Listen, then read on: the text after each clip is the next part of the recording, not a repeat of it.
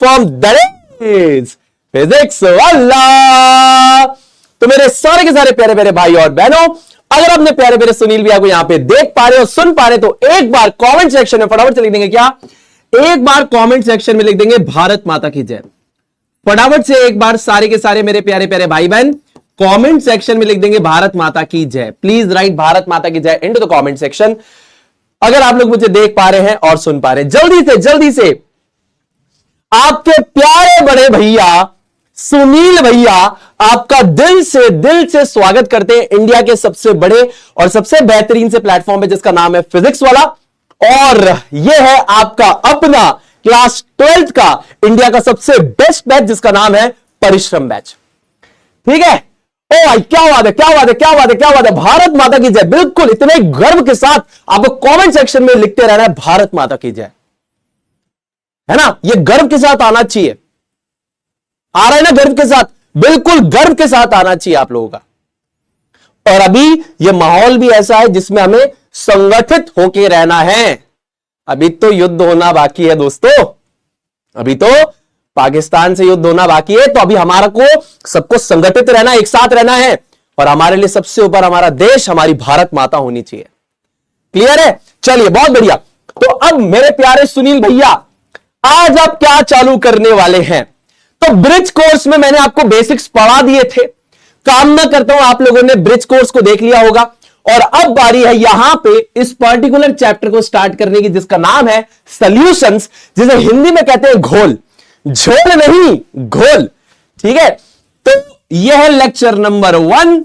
और अगर तुम सीखोगे घोल मेरे से, तो एग्जाम के बाद बचाओगे क्या? डोल, कि भैया बहुत बढ़िया पेपर हो गया।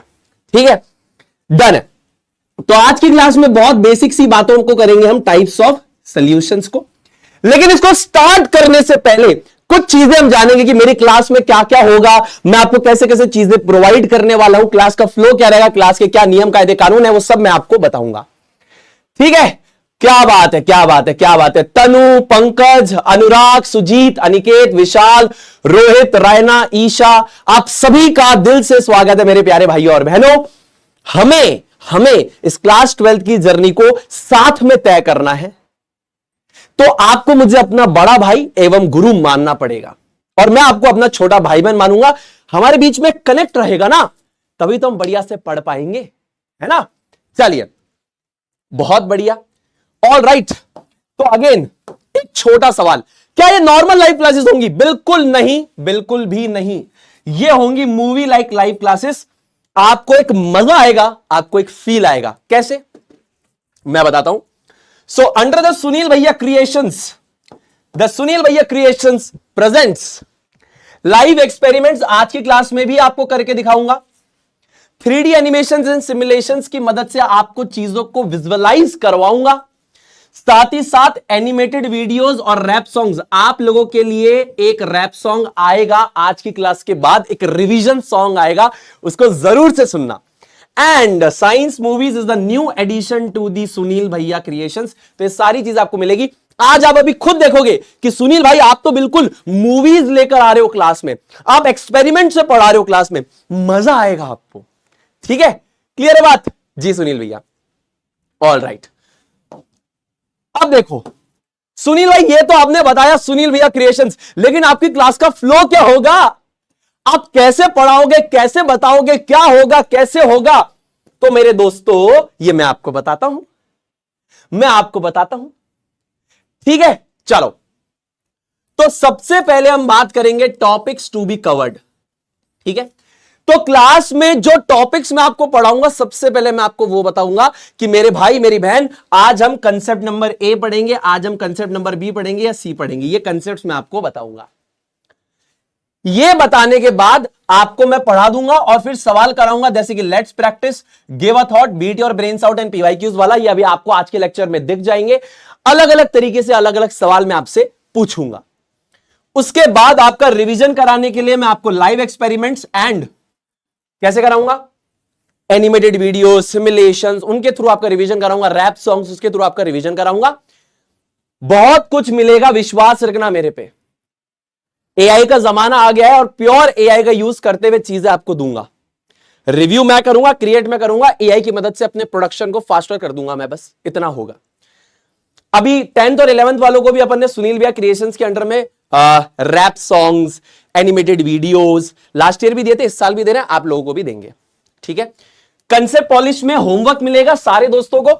तो सबसे पहला जो पढ़ाएंगे टॉपिक्स टू बी कवर्ड में आएगा, क्लियर सुनील भाई। टीचिंग के बाद अलग अलग तरीके के सवाल, रिवीजन, होमवर्क, एफिशिएंसी हैक्स आज की क्लास में भी दूंगा। इंपॉर्टेंट है तुम्हारी एफिशिएंसी बढ़ाना। तुम कक्षा 12वीं में आ गए हो, कुछ बच्चे बोर्ड्स के लिए प्रिपेयर कर रहे होंगे, कुछ जेई के लिए, कुछ नीट के लिए, और जेई नीट वाले तो वैसे भी बोर्ड्स देते ही हैं।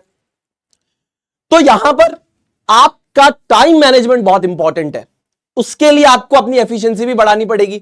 टाइम कैसे बेस्ट यूटिलाइज हो, एफिशिएंसी बढ़ानी है, वो हैक्स मैं आपको यहां पर दूंगा। एंड देन सबसे आखिरी में इंसानियत का ज्ञान, ये बहुत जरूरी है, बहुत जरूरी है एक अच्छा इंसान बनना। तुम नंबर ले आओ चाहे ना लाओ, उससे ज्यादा जीवन में कोई फर्क नहीं पड़ता। ज्यादा फर्क तब पड़ेगा कि तुम कितने अच्छे इंसान बने, ये ज्यादा मैटर करता है। देख रहे हो ना लोग कैसे बेगुनाह लोगों को मार रहे हैं, क्यों? अच्छे संस्कार नहीं है, घटिया अपब्रिंगिंग है, घटिया सोच है।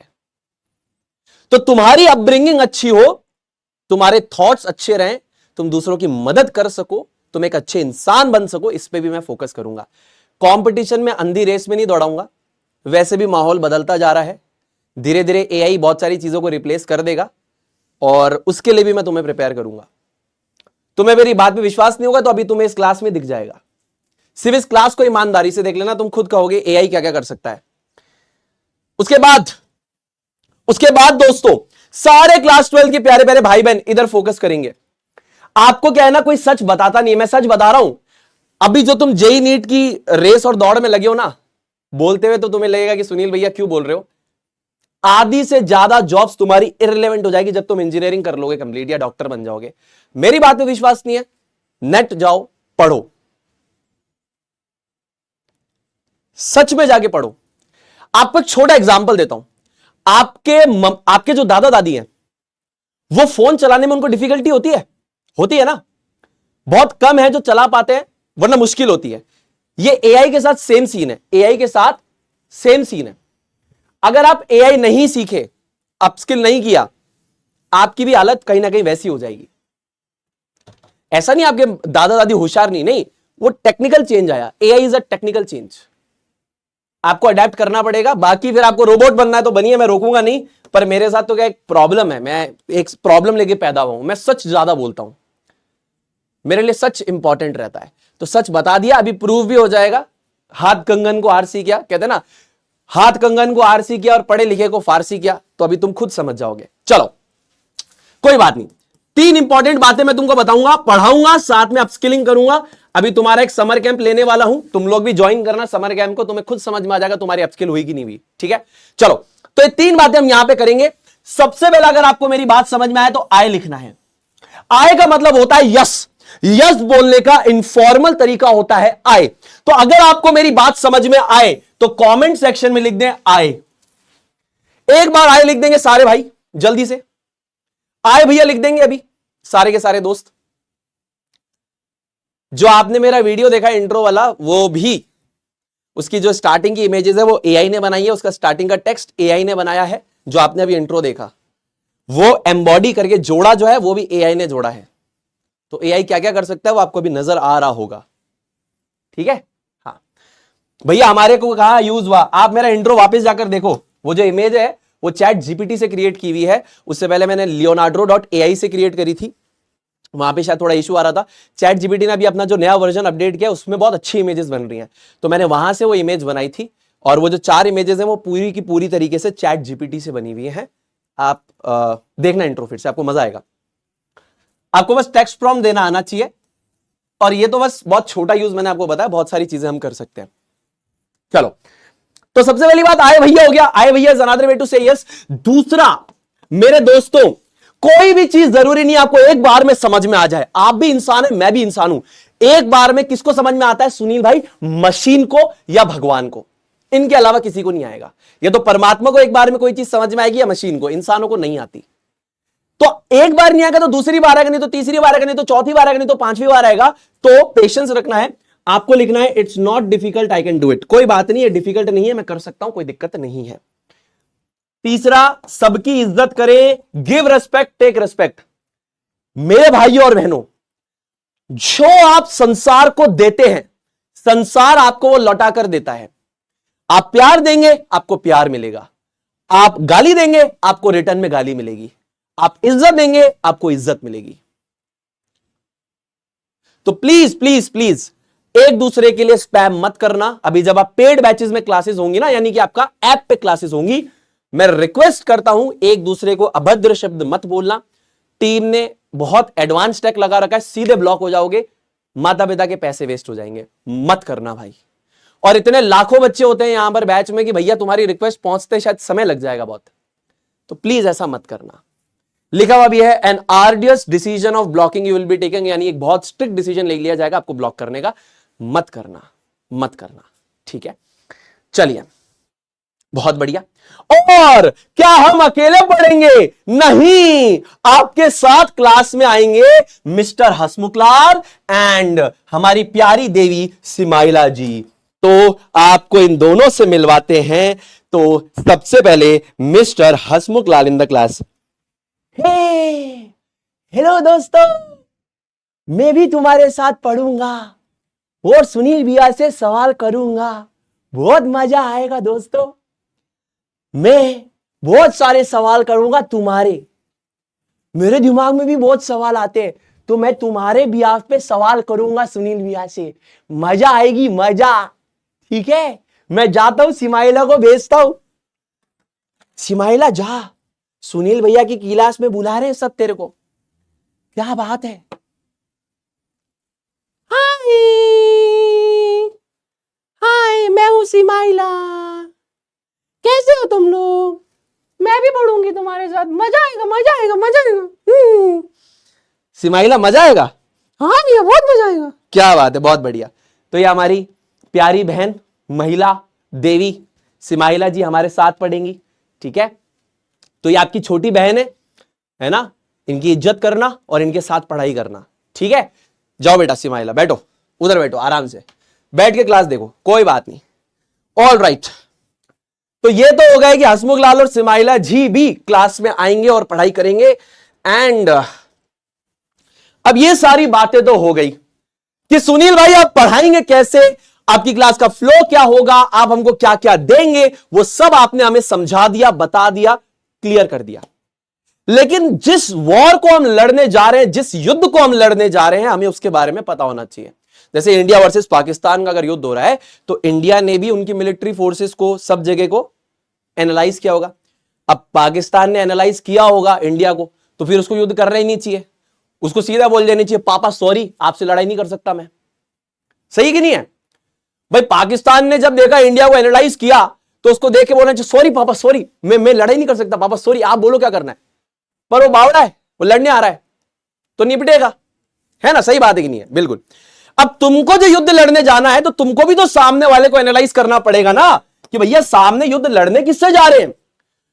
तो मेरे दोस्तों, मैं आपको फिजिकल केमिस्ट्री के लिए यहां पर तैयार करने के लिए आया हूं, ठीक है।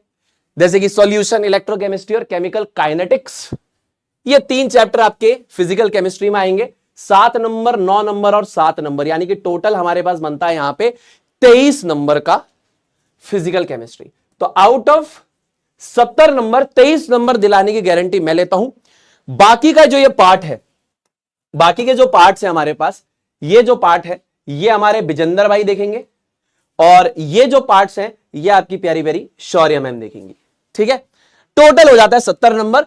तो 3 टीचर मिलकर, है ना, इनको हम प्यार से बीकेटी भाई कहते हैं, और ये आपकी शौर्य मैम है, ठीक है। तो शौर्य मैम और बीकेटी सर आपको पढ़ाएंगे इनऑर्गेनिक, एनऑर्गेनिक, और मैं पढ़ाऊंगा फिजिकल। तो जब फिजिकल ओवर हो जाएगी, तो फिर ऑर्गेनिक या इनऑर्गेनिक में से कोई एक स्टार्ट होगा, ठीक है। डन है। उसके बाद क्या है कि मैं चाहता हूं कि मैं आप लोगों के साथ टच में रहूं, आप लोगों के डाउट्स एक तो मैं पीडब्ल्यू के ऑफिशियल पेड बैच में सॉल्व करूंगा, साथ ही साथ आप टेलीग्राम पे मेरे से कनेक्टेड रहो, यहां पे अपन लाइव वाइव करेंगे, है ना।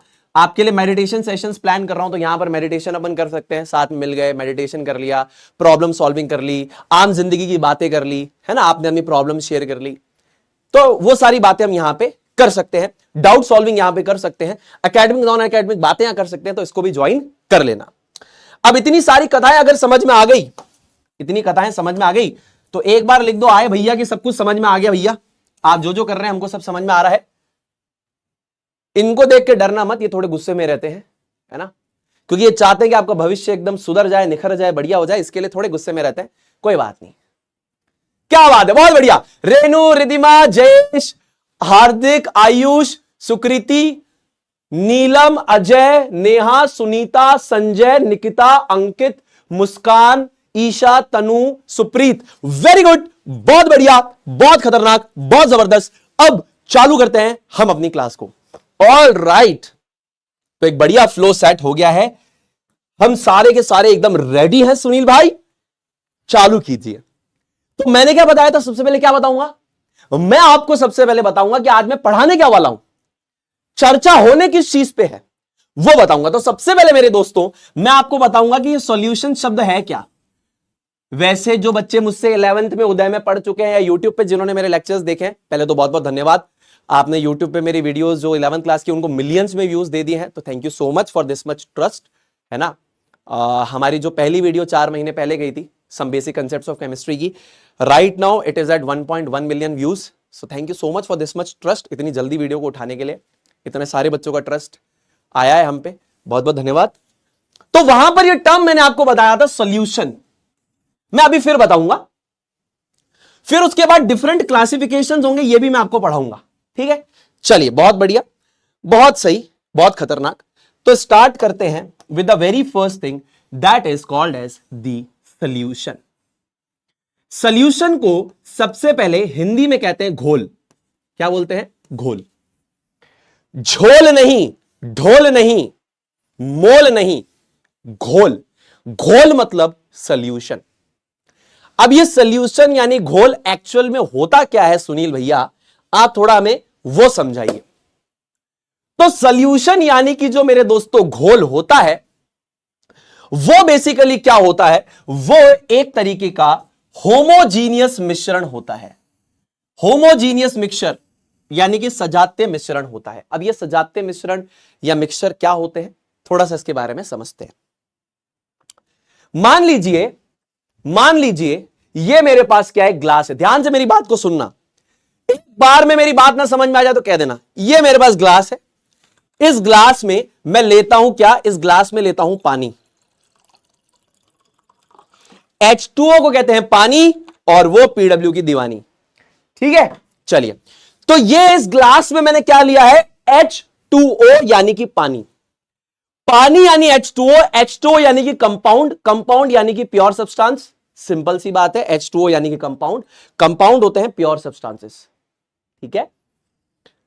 अब अगर इसके अंदर मैं चीनी को मिला दूं, ये देखिए क्या कर रहा हूं मैं, चीनी को लेके इसके अंदर मिला देता हूं, ठीक है, और ऐसे करके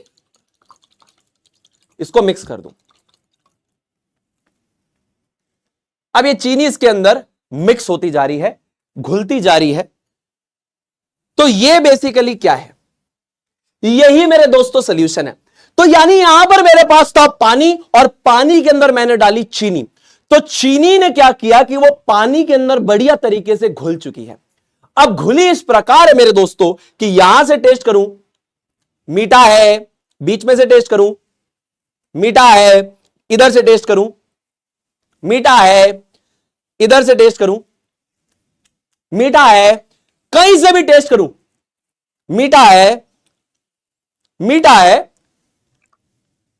मीठा है। तो क्या मतलब है, क्या मतलब है, यानी सुनील भाई आप एक चीज ऐसे समझाना चाह रहे हैं कि ये हमारे पास मान लेते हैं कि एक ग्लास था, इस ग्लास के अंदर ये मैं मान लेता हूं आ रहा भैया, ये हमारे पास वाटर के मॉलिक्यूल्स थे, ठीक है, ये क्या है, वाटर मॉलिक्यूल्स थे, क्लियर है। या अभी सरल भाषा में आप सिंपल वाटर के पार्टिकल्स लिखो तो और आपको इजी लगेगा, ये वाटर के पार्टिकल्स है। जैसे ही मैंने चीनी इसके अंदर मिलाई तो ये चीनी के पार्टिकल्स कुछ इस प्रकार यहां पर आ गए। अब ये दोनों ऊपर से लेकर नीचे तक एक समान तरीके से मिक्स हो चुके हैं। ऊपर से लेकर नीचे तक एक समान तरीके से मिक्स हो चुके हैं। तो ऐसे मिक्सचर को हम लोग क्या बोलते हैं? ऐसे मिक्सचर को हम लोग बोलते हैं होमोजीनियस मिक्सचर। और ये होमोजीनियस मिक्सचर ही क्या है? सॉल्यूशन होता है। तो होमोजीनियस मिक्सचर क्या होता है? इसके अंदर बेसिकली होती है यूनिफॉर्म कॉम्पोजिशन। यूनिफॉर्म कॉम्पोजिशन का मतलब होता है एक समान कॉम्पोजिशन किसकी? प्योर सब्सटेंसेस की। दो या दो से ज्यादा प्योर सब्सटेंसेस की। प्योर सब्सटेंसेस का मतलब होता है या तो एलिमेंट्स आपस में मिक्स हो रहे हो या फिर कंपाउंड्स आपस में मिक्स हो रहे हो, और ये सिंपली फिजिकली कंबाइन करते हैं, यानी इनके बीच में कोई रिएक्शन नहीं हो रही है, कोई रासायनिक प्रतिक्रिया या अभिक्रिया नहीं हो रही, नॉर्मल ये आपस में मिक्स हो गए हैं। भैया इनमें रिएक्शन नहीं हो रही, आप कैसे प्रूव करेंगे? आप एक काम करो, इसको गर्म करो, पानी उड़ जाएगा, चीनी रह जाएगी। ये सबसे बेस्ट एग्जांपल है कि फिजिकली कंबाइन करते हैं। और ये किसी भी प्रपोर्शन बाय मास में आप कर सकते हैं। किसी भी प्रपोर्शन बाय मास का क्या मतलब है? अब एक ग्लास पानी में मैंने 1 चम्मच चीनी डाली, मैं 2 भी डाल सकता था, मैं 3 भी डाल सकता था, तो किसी भी प्रपोर्शन में आपने मिक्स किया। तो मैंने आपको यहां पर क्या समझाया कि ये एक होमोजीनियस मिक्सचर है। होमोजीनियस मिक्सचर का मतलब होता है सजातीय मिश्रण। हम कोई भी 2 या 2 से ज्यादा प्योर सब्सटेंसेस को जब आपस में मिक्स करें, 2 या 2 से ज्यादा प्योर सब्सटेंसेस यानी कि एलिमेंट्स और कंपाउंड्स को अगर हम आपस में मिक्स करें, मिलाएं, तो वो कुछ इस प्रकार मिलेंगे कि उनकी कॉम्पोजिशन एक समान हो जाए। जैसे चीनी और पानी को मैंने मिलाया तो ऊपर से लेकर नीचे तक एक समान तरीके से मिक्स हो गए, यूनिफॉर्म कॉम्पोजिशन हो गई। अब अगली बात आती है कि क्या ये रिएक्ट करते हैं? तो नहीं, ये फिजिकली कंबाइंड है, आपस में इनकी कोई रिएक्शन नहीं हुई है, और आप इसको किसी भी प्रोपोर्शन बाय मास में कर सकते हो। तो इंपॉर्टेंट यहां पर 4 पॉइंटर्स थे। सबसे पहला होमोजीनियस मिक्सचर होता है ये। दूसरा, 2 या 2 से ज्यादा प्योर सब्सटेंसेस को आपने मिक्स किया है तो वो यूनिफॉर्म तरीके से मिक्स होते हैं, फिजिकली कंबाइंड करते हैं, और किसी भी प्रोपोर्शन बाय मास में आप इनको कंबाइन कर सकते हैं। तो सॉल्यूशन आज के बाद आपसे कोई भी पूछे तो आप बोलना कि सॉल्यूशन एक होमोजीनियस मिक्सचर होता है जिसमें 2 या 2 से ज्यादा प्योर सब्सटेंसेस को जब हम मिलाते हैं तो वो फिजिकली मिलते हैं और हम किसी भी प्रोपोर्शन में उसको मिला सकते हैं। जैसे इस ग्लास में अगर यहां पर पानी था तो मैंने 1 चम्मच चीनी डाली, मैं इसमें 2 चम्मच चीनी डाल सकता था, मैं 3 चम्मच चीनी डाल सकता था। तो किसी भी प्रोपोर्शन बाय मास में आप मिलाना चाहें, आप इसको मिला सकते हैं। क्लियर है क्या बात? अब मेरी बात समझ में आई। एक और होमोजीनियस मिक्सचर के बारे में यहां चर्चा करेंगे। आइए एक और होमोजीनियस मिक्सचर समझते हैं, आपको और अच्छी क्लैरिटी देता हूं। यहां पर इसके अंदर मैं लेता हूं पानी। क्या ले रहा हूं मैं? पानी। बहुत बढ़िया सुनील सर, आपने पानी ले लिया। पानी मेरे पास क्या है? एक प्योर सब्सटेंस यानी कि कंपाउंड है। इसके अंदर मैं डालता हूं नमक। नमक क्या होता है? NaCl। ये क्या है? ये भी एक कंपाउंड है। इसको मैंने मिक्स कर दिया, देखिए पूरी तरीके से मिक्स हो गया। ऊपर से लेकर नीचे तक नमक और पानी एक समान तरीके से घुले हुए हैं। जैसे कि चीनी और पानी एक समान तरीके से घुले हुए हैं, ऐसे नमक और पानी भी घुल जाएंगे। तो इस प्रकार के इस मिक्सचर को, इस होमोजीनियस मिक्सचर को हम क्या कहते हैं? सॉल्यूशन यानी कि घोल कहते हैं। तो 2 से ज्यादा प्योर सब्सटेंस, तो मैंने यहां पे 2 प्योर सब्सटेंस लिए, एक पानी लिया और दूसरा नमक लिया।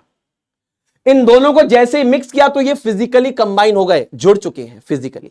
अभी आप गर्म करोगे, पानी उड़ जाएगा, नमक रह जाएगा। जैसे समुद्र के पानी के साथ हम करते हैं ना, समुद्र के पानी को उड़ाते हैं तो नमक रह जाता है।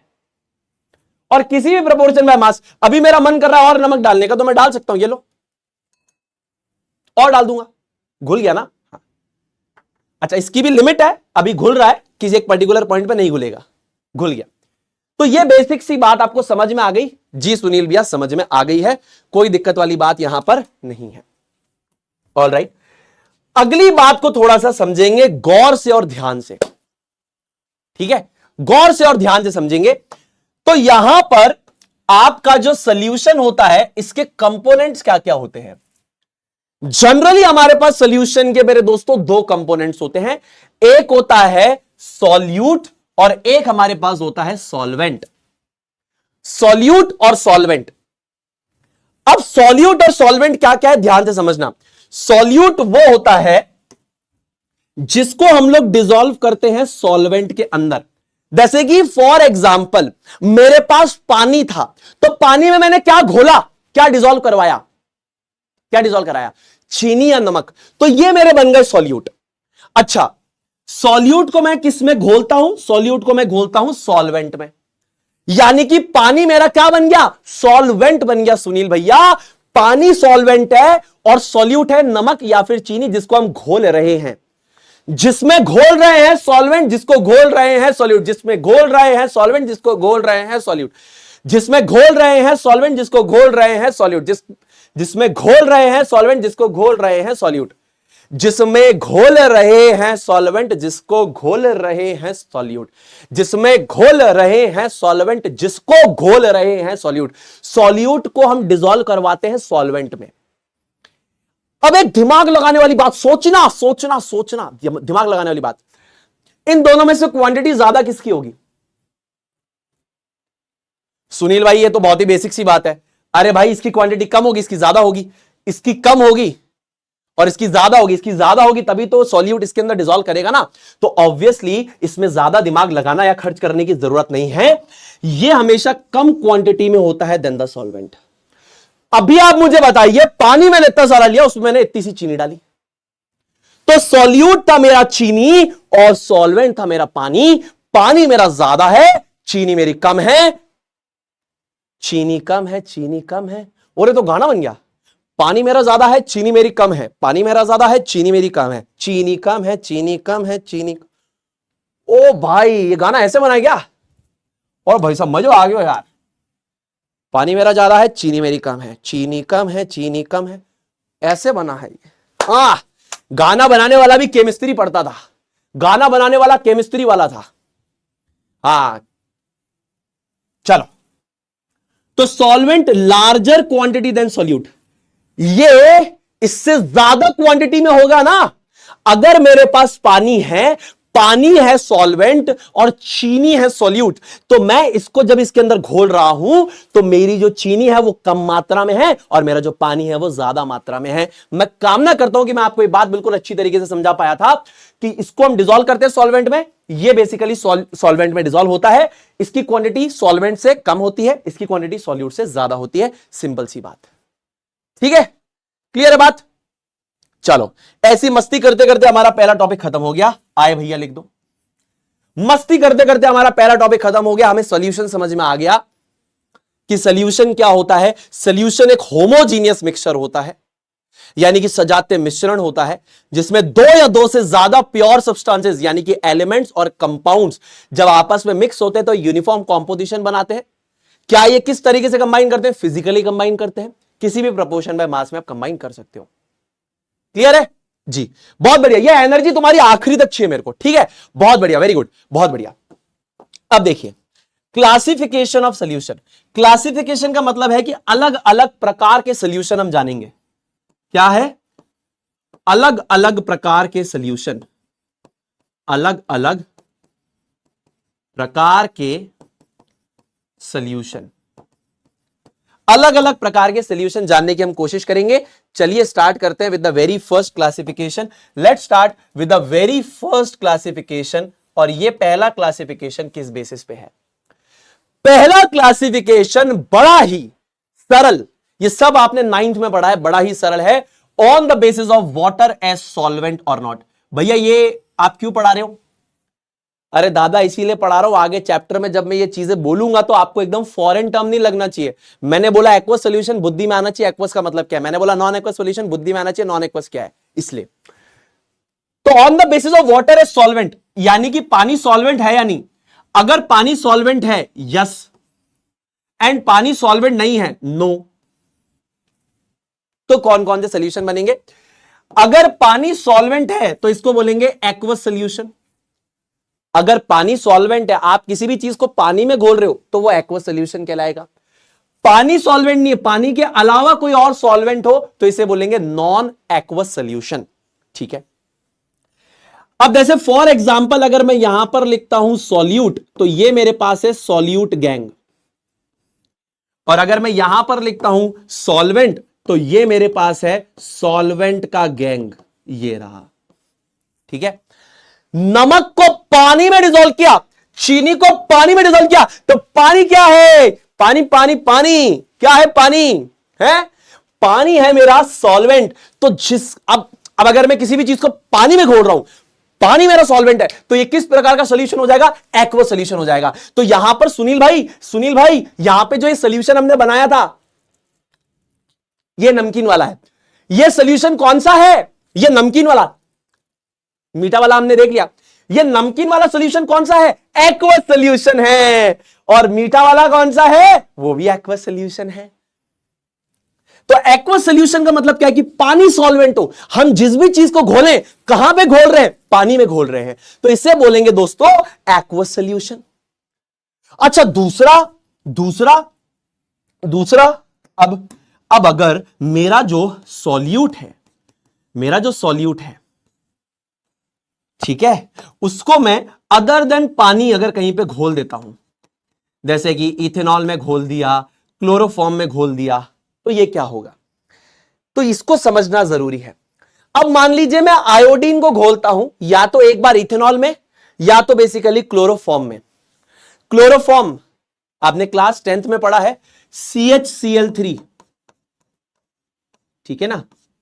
हाँ, और इथेनॉल होता है C2H5OH, ठीक है जी। तो अगर मैंने इथेनॉल के अंदर आयोडीन को घोला या क्लोरोफॉर्म के अंदर आयोडीन को घोला, तो क्या यहां पर पानी मेरा सॉल्वेंट है? नहीं। तो अदर देन अगर पानी कोई सॉल्वेंट होगा तो इसे बेसिकली हम कहेंगे नॉन एक्वस सॉल्यूशन। आपको एक मस्त बात बता दूं, आयोडीन डिसॉल्व्ड इन इथेनॉल को हम क्या बोलते हैं? आयोडीन डिसॉल्व्ड इन इथेनॉल को हम लोग क्या बोलते हैं? इस पर्टिकुलर सॉल्यूशन को हम क्या बोलते हैं? इसको दूसरे कलर से लिख देता हूं, ध्यान से देखना। इसको हम क्या बोलते हैं? अच्छा, तुमको बचपन में लगती होगी, तो ऐसा होता है ना कि जब लग गई तो मम्मी क्या बोलती है? आजा बेटा बैठ जा, और एक शीशी में से ऐसे दवाई रुई के ऊपर लगा के अपन को लगाती हो, अपन ऐसे नाचते, ओ मम्मी कहीं लगा दिया भाई साहब, दर्द हो रही है मम्मी, दर्द हो रही है मम्मी, और मम्मी दर्द हो रही है मत लगाओ मम्मी, दर्द हो रही है, जलन हो रही मम्मी, जलन हो रही, और मम्मी घनी जलन हो रही भाई साहब, और घनी जलन हो रही। तो जलन हो रही है, ये लिक्विड कौन सा है? या तो डिटॉल है, या सेवलॉन है, या फिर एक तीसरा नॉटी बॉय है। इसको मैं नॉटी बॉय कहता हूं। ये नॉटी बॉय कौन है? ये है tincture of iodine. Naughty boy क्या है? ये नॉटी बॉय है। ये भी एंटीसेप्टिक है। ये आपके लिविंग टिश्यूज यानी कि जैसे हाथ पैरों पे लग गई तो वहां पे कीटाणुओं को मारने का काम करता है या उनकी ग्रोथ को रोकने का काम करता है। लेकिन इसको लगाने के बाद बहुत जलन होती है, तो आपको अगर डांस करना है लगने के बाद तो आप इसको लगा सकते हैं। जैसे मैं तो इसको लगाने के बाद बहुत नाचता था, ठीक है, बिकॉज ये बहुत जलता है। समझ रहे ना आप? हाँ, चलो, अपन वैसे तो जलते नहीं है, इसको लगाने के बाद अपन जलते हैं, ठीक है। Yes, very good. तो टिंचर ऑफ आयोडीन क्या है? आयोडीन को इथेनॉल के अंदर अगर अपन डिसॉल्व करा दिया तो इथेनॉल मेरा जो सॉल्वेंट है अदर देन वाटर है। नीचे वाले केस में क्लोरोफॉर्म अदर देन वाटर मेरा सॉल्वेंट है। तो ये दोनों के दोनों नॉन एक्वस सॉल्यूशंस है और ये दोनों के दोनों मेरे एक्वस सॉल्यूशन होंगे। अब राजा बेटा एक सवाल का आंसर करोगे तो मजा आ जाएगा मुझे, है ना? मुझे लगेगा कि तुमको समझ में आ रहा है। चलो, तुमको क्या करना है, कमेंट सेक्शन में ABCD लिख देना है। हमारा ये जो सिस्टम है इसको कैप्चर कर लेगा और फिर इससे आपका लीडर बोर्ड पे नाम आ जाएगा कि भैया आपने कितनी देर में सॉल्व किया। चलिए, बहुत बढ़िया।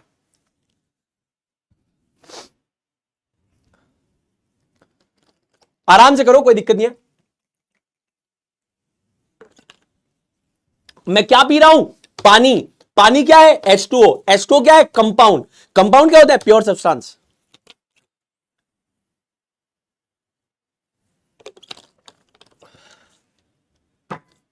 चलो, which among the following is an example of a non aqueous solution? इनमें से कौन सा नॉन एक्वस सोल्यूशन है?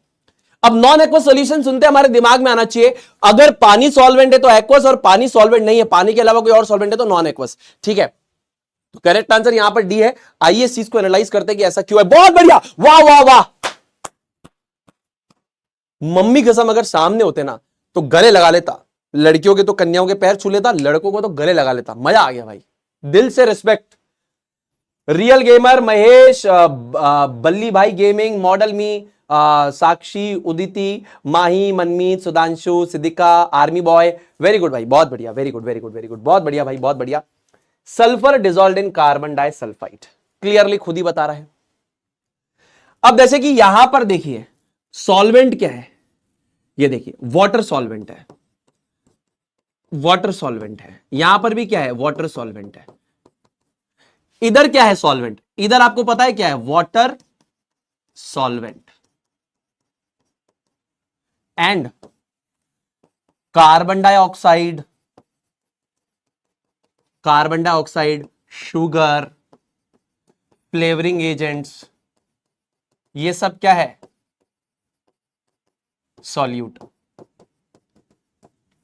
ठीक है, तो कोल्ड ड्रिंक क्या होती है, कोल्ड ड्रिंक होता है बेसिकली आपके पास पानी के अंदर चीनी, फ्लेवरिंग एजेंट्स, कार्बन डाइऑक्साइड को बेसिकली डिसॉल्व कराया जाता है, तो कार्बोनेटेड ड्रिंक यानी कि आपकी कोल्ड ड्रिंक बनती है।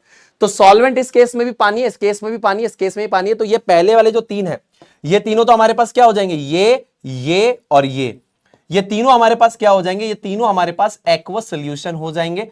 क्लियर बात है सुनील भैया। अब यहां पर कार्बन डाइसल्फाइड में सल्फर डिसॉल्व हो रहा है, solvent other than water,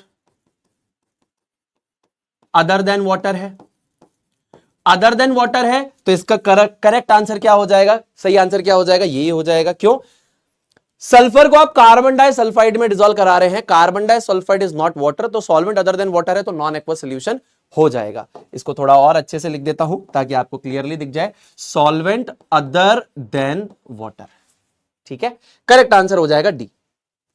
all right, इतना समझ में आ गया तो मुझे फीडबैक दो। आपका ये फीडबैक मेरे को ये बताता है कि आपको समझ में आ रहा है। तुम दोनों को आ रहा है, हसमुखलाल सिमाइला, हाँ तालियां बजा रहे हो, वाह वाह वाह, गुड गुड गुड, बहुत बढ़िया, ताली बजाओ ताली बजाओ ताली बजाओ, ये बढ़िया तालियां बजा रहे हैं, मस्त, बहुत बढ़िया बहुत बढ़िया बहुत बढ़िया, वेरी गुड, ऐसी ताली बजाओ, खुश रहो खुश रहो, very good very good very good. अरे बस कर यार हसमुखलाल, बावड़े हो गया तू तो यार, अलग ही एक्साइटेड हो जाता है, एक्साइटेड इलेक्ट्रॉन है क्या है, अलग ही कूदते जा रहा है, सीट के ऊपर ही कूद रहा है बावड़ों की तरह। सिमाइला दीदी से सीख, शांत बैठती है वो, हाँ अच्छा मैं हमेशा उसकी साइड लेता हूं नॉटी बॉय। चलो इधर फोकस करो, इधर देख, सवाल पूछूंगा तेरे से हसमुखलाल, ध्यान ना, तेरे से अगला सवाल है, ध्यान रखना, हाँ तू ही देगा answer. Number of solute added के बेसिस पे, on the basis of number of solute added, इसके बेसिस पे। अच्छा इसमें मैं एक जनरल मिसकंसेप्शन भी आपको अभी पढ़ाऊंगा तो क्लियर करूंगा, लेकिन अभी आप बेसिक बात समझो, on the basis of number of solute added, उसके बेसिस पे कितने प्रकार के सॉल्यूशंस हमारे पास होते हैं। ठीक है, तो पहला हमारे पास होता है, मैं रेदर देन इसको नंबर ऑफ सॉल्यूट की जगह मैं इसको और बढ़िया तरीके से आपको बता दूं क्या, आपके दिमाग में कोई कंफ्यूजन ही नहीं रहेगा। On the basis of number of, directly इसको कर देते हैं कंपोनेंट्स, ये और लॉजिकली करेक्ट होगा, मुझे पता है हर किताब में यही लिखा है, लेकिन मैं आपको बताऊंगा कि मैं ऐसा क्यों कर रहा हूं। तो on the basis of number of components of a solution, उसके बेसिस पे किस किस तरीके के सॉल्यूशंस होंगे, आइए समझते हैं। यानी कि किस किस प्रकार के सॉल्यूशन बनेंगे अगर हम नंबर ऑफ कंपोनेंट्स के बेसिस पे बात करें। अब मतलब क्या है, जैसे पहला है हमारे पास बाइनरी सॉल्यूशन, दूसरा हमारे पास है टर्नरी, तीसरा हमारे पास है क्वाटरनरी। अब ये जनरली तीन की बात हम करते हैं, binary solution, ternary solution, quaternary solution. अब इसका क्या मतलब है, बाइनरी में टोटल 2 कंपोनेंट्स होते हैं, टर्नरी में 3 होते हैं और क्वाटरनरी में 4 होते हैं। अब 2 कंपोनेंट है इसमें, 3 कंपोनेंट है इसमें और 4 कंपोनेंट है इसमें। मतलब सॉल्यूट प्लस सॉल्वेंट, जो अलग अलग सॉल्यूट और सॉल्वेंट को आप मिक्स कर रहे हो, तो पहले वाले केस में टोटल 2 है, यानी कि एक सॉल्यूट और एक सॉल्वेंट है, इसमें 3 कंपोनेंट है। तो अब इसमें ऐसा हो सकता है कि 2 सॉल्यूट और एक सॉल्वेंट हो, और कभी कभी ऐसा भी होता है कि 2 सॉल्वेंट के अंदर एक सॉल्यूट को मिक्स कर रहे हैं, ऐसा ऑल्सो पॉसिबल है, बट हम जनरली ये केस डिस्कस नहीं करते हैं। तो अपन जो अपने सिलेबस में उस वाले केस पे ज्यादा फोकस करेंगे। तो बाइनरी सॉल्यूशन में 2 कंपोनेंट्स है, टर्नरी सॉल्यूशन में 3 कंपोनेंट्स है, क्वाटरनरी के अंदर बेसिकली 4 कंपोनेंट्स है। तो अगर मैं आपको बोलूं कि आपके पास एक सॉल्यूट है ना, और वो डिसॉल्व है आपके पास एक सॉल्वेंट में, जैसे कि मैंने लिया पानी, मैंने ली चीनी, ये सॉल्यूट है, ये सॉल्वेंट है, इसको इसमें घोल दिया, एक तो ये है। अभी मैं मान रहा हूं कि तीनों ही केसेस में मेरा सॉल्वेंट तो एक ही है, ठीक है, नंबर ऑफ सॉल्यूट चेंज हो रहे हैं, इसीलिए लिखा है जनरल कॉम्पोजिशन। पर मैंने ऊपर इसीलिए इसको हटा दिया क्योंकि ऐसा भी हो सकता है, समझना, जैसे कि ये वाला केस जो है, इसमें मैंने बोला कि दो सॉल्यूट और एक सॉल्वेंट हो, ऐसा भी हो सकता है कि दो सॉल्वेंट और एक सॉल्यूट हो, दैट इज ऑल्सो पॉसिबल। इसीलिए मैंने लिख दिया number of components of a solution. तो on the basis of number of components of a solution, की सॉल्यूशन कितने कंपोनेंट से मिलकर बना है, बाइनरी में दो कंपोनेंट होंगे, टर्नरी में तीन होंगे, क्वाटरनरी में चार होंगे। दो का मतलब यह है कि एक सॉल्यूट एक सॉल्वेंट, तीन का मतलब है कि दो सॉल्यूट और एक सॉल्वेंट, चार का मतलब है कि तीन सॉल्यूट, यानी तीन सॉल्यूट, अलग अलग तीन सॉल्यूट्स हैं और एक सॉल्वेंट है। एग्जाम्पल दोगे तो ज्यादा क्लियर होगा, ऐसे तो ऊपर से जाएगा। एग्जाम्पल देता हूं, मैंने पानी लिया सॉल्वेंट, मैंने नमक लिया सॉल्यूट, घोल दिया, ये मेरे पास क्या था, सॉल्यूट था, और ये मेरे पास क्या है, सॉल्वेंट है। एक सॉल्यूट एक सॉल्वेंट मिलकर बनाते हैं बाइनरी सॉल्यूशन, ठीक है। अब मैंने क्या किया, मैंने लिया नमक, मैंने ली चीनी, इन दोनों को एक साथ घोल रहा हूं, इन दोनों को एक साथ घोल रहा हूं, और कहां घोल रहा हूं, पानी के अंदर घोल रहा हूं। इन दोनों को एक साथ पानी में घोल रहा हूं, तो दो सॉल्यूट और एक सॉल्वेंट, वाह मजा आ गया। अच्छा, अब यह करता हूं मैं, अब मैं क्या करता हूं, ग्लूकोज, सोडियम क्लोराइड और पोटेशियम क्लोराइड, तीन चीजों को घोलता हूं सीधा पानी के अंदर। मैं ग्लूकोज, सोडियम क्लोराइड और पोटेशियम क्लोराइड को सीधा घोलता हूं पानी के अंदर। तो यहां पर तीन तो मेरे पास क्या हो गए, एक दो और तीन सॉल्यूट हो गए, और एक मेरे पास सॉल्वेंट हो गया। टोटल चार कंपोनेंट्स हुए कि नहीं हुए, देखो, नमक को पानी में घोला, एक सॉल्यूट एक सॉल्वेंट, नमक और चीनी यानी कि दो सॉल्यूट, इनको पानी में घोला, एक solvent, glucose, sodium chloride, potassium chloride, तीन सॉल्यूट को एक सॉल्वेंट पानी में घोला, तो टोटल चार कंपोनेंट, तीन कंपोनेंट, दो कंपोनेंट। समझ में आ गई बात, क्लियर है जी सुनील भाई। आपको एक मसला बताऊं, ये पता है बेसिकली क्या होता है, ये आपकी ओआरएस होता है, ओआरएस जो आपकी रिहाइड्रेशन ड्रिंक्स होती है, उसके अंदर ये कॉम्पोजिशन होता है। तो अब आप जब पी रहे होगे ना ओआरएस, तो आपको हल्का हल्का आइडिया होना चाहिए कि ओआरएस को जब मैं पानी में से घोलकर पी रहा हूं, ओआरएस जो है, ओआरएस उसको जब मैंने पानी में घोला, तो उसमें एक्चुअली क्या बन रहा होगा, पानी के अंदर आपने किसको घोला है, ग्लूकोज, सोडियम क्लोराइड और पोटेशियम क्लोराइड को आपने पानी में घोला है और आप पी गए। समझ गए, क्लियर है, डन है, ऑल राइट। तो अब थोड़ा एक्सपीरियंशियल लर्निंग सुनील भैया की लेकर आते हैं। आप लोगों के लिए एक्सपीरियंशियल लर्निंग मैं मेरी क्लास में लेकर आता हूं। तो आप सभी मेरे प्यारे प्यारे भाई बहनों का स्वागत है सुनील शिकंजी भंडार में, सुनील शिकंजी सेंटर में मेरे सारे प्यारे भाई बहनों का स्वागत है। और आज की क्लास में सुनील भैया आपको शिकंजी बनाना सिखाएंगे, और शिकंजी क्या है वो आपको बताना है, ठीक है। हसमुख लाल और सिमाइला, मेरे को एकदम गौर से देखना बेटा, तुम दोनों को आंसर करना है, ठीक है। चलो डन है। सबसे पहले उठाएंगे ग्लास, क्या उठाएंगे सबसे पहले, सबसे पहले उठाएंगे ग्लास। इस ग्लास में हम क्या डालेंगे, ग्लास में क्या डालेंगे, पानी। पानी क्या है, पानी है सुनील भैया H2O, H2O यानी कि कंपाउंड। यहां पर पानी मेरा सॉल्वेंट की तरह काम करने वाला है। चलो अब इसमें मैंने क्या डाला, सबसे पहले इसके अंदर मैंने सबसे पहले डाला, नॉटी बॉय, इसके अंदर मैंने सबसे पहले क्या डाला, देखो देखो देखो क्या डाला, चीनी डाली, चीनी। सबसे पहले क्या डाला, चीनी डाली। तो पानी के अंदर मैंने डाल दी चीनी, बहुत बढ़िया। उसके बाद पानी के अंदर मैंने क्या डाला, नमक। पानी के अंदर डाली मैंने चीनी, उसके अंदर डाला मैंने नमक। उसके बाद उसके बाद उसके बाद उसके बाद क्या डालेंगे? अरे निम्बोड़ा निम्बोड़ा निम्बोड़ा, अरे निम्बोड़ा निम्बोड़ा निम्बोड़ा, अरे ताजा ताजा छोटा छोटा निम्बोड़ा लाई दो, अरे नींबू लाई लाई लाई लाई दो। निम्बोड़ा कटना था बेटा, नोची हो रहा तुम, अलग ही नोची हो रहा है, कट ही नहीं रहा है। इसमें डाला था, पानी में डाला था सबसे पहले चीनी, उसके बाद डाला नमक, और अब डालेंगे नींबू का रस। यह नींबू का रस दिख रहा है तुमको? हाँ, ये पीऊंगा मैं बेटा। मस्त है एकदम। तो ये एक बहुत बढ़िया ड्रिंक बनती है जिसे हम लोग शिकंजी कहते हैं। इसे इंडियन लेमोनेड कहा जाता है, खट्टा मीठा। और उसके बाद कुछ नहीं करना है आपको, इसको ऐसे लेके ऐसे मिक्स करना है, और इसके बाद आपको कुछ नहीं करना है। आहा, क्या बनाता हूं मैं शिकंजी यार, मजा आ गया। मजा आ गया, वाह, मजा आ गया। तुम भी पियो, तुम भी पियो। आहा, मजा आ गया, मस्त शिकंजी एनर्जी ड्रिंक हो गई।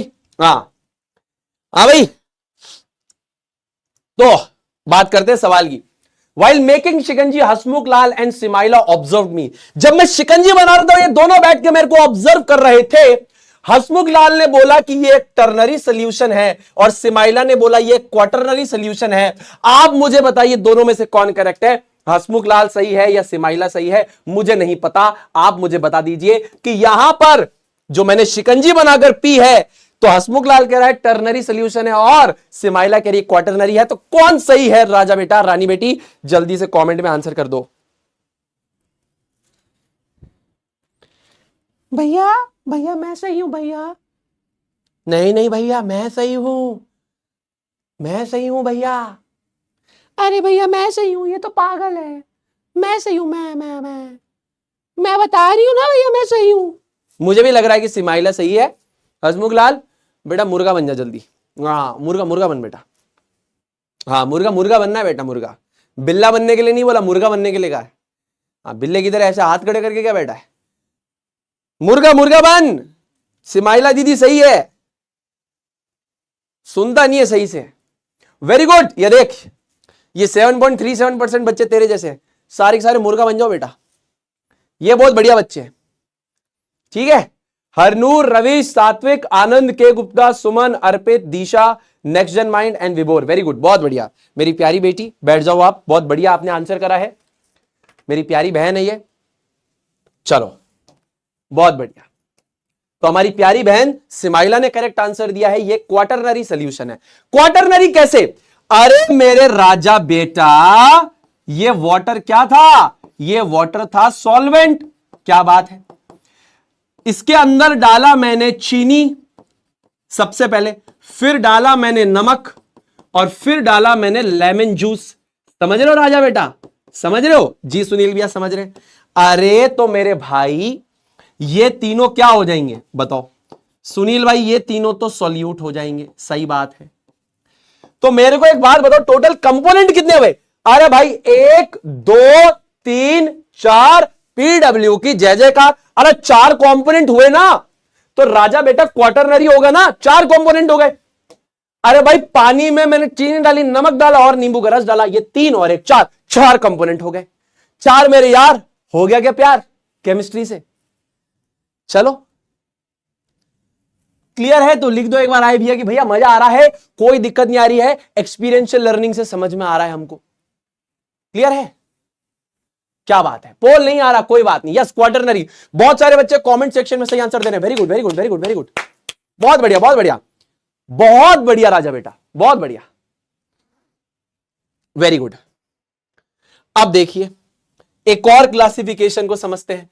On the basis of the relative concentration of the solute and solvent, यानी कि अगर हमारे पास 2 डिफरेंट तरीके के सॉल्यूशंस हो और दोनों सॉल्यूशंस की जो कंसंट्रेशन है यानी उनके अंदर जो सॉल्यूट प्रेजेंट है एक पर्टिकुलर अमाउंट ऑफ सॉल्वेंट में, अगर वो अलग अलग हो तो उसके बेसिस पे दो प्रकार के सॉल्यूशन बनते हैं। मेरी बात समझिए, मान लीजिए मेरे पास दो सॉल्यूशंस हैं और दोनों सॉल्यूशंस के अंदर जो सॉल्यूट और सॉल्वेंट की कंसंट्रेशन है, अगर आप उनको कंपेयर करा रहे हैं, किसी एक में ज्यादा है किसी एक में कम है, तो इस बेसिस पे हम बात करते हैं दो प्रकार के सॉल्यूशंस की।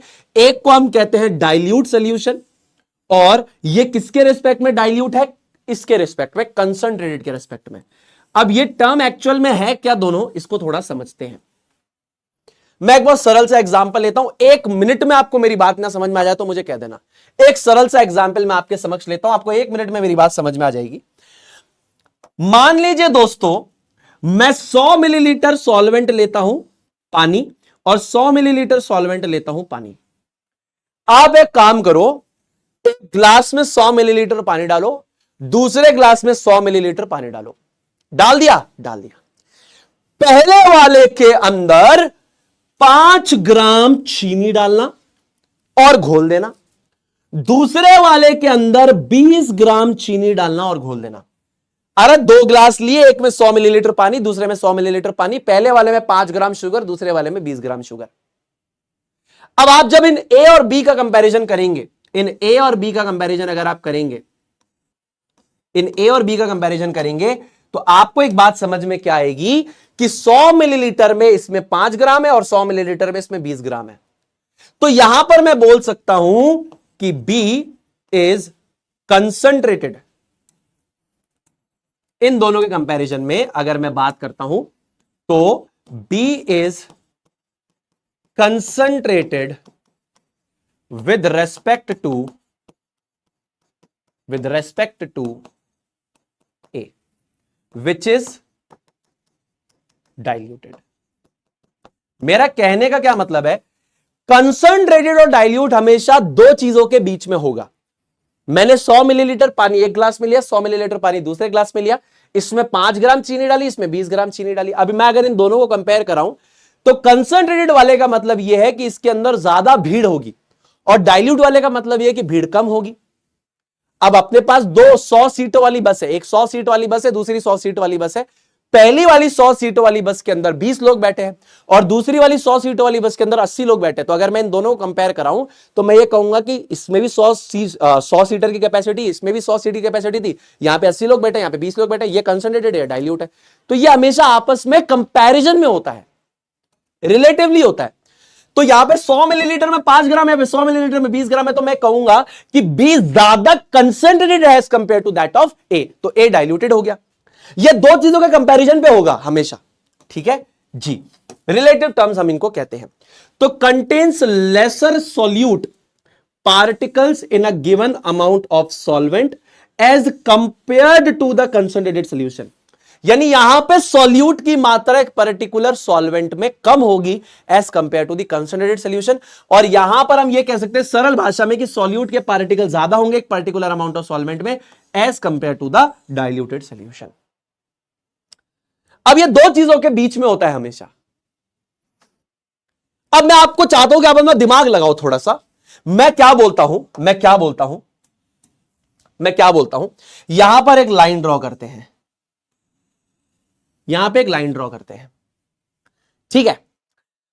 मैं आपको बोलता हूं, सवाल सुनना मेरी बात, compare A and C, which is dilute and which is concentrated को शॉर्ट में ऐसे लिख सकते हैं CONC डॉट।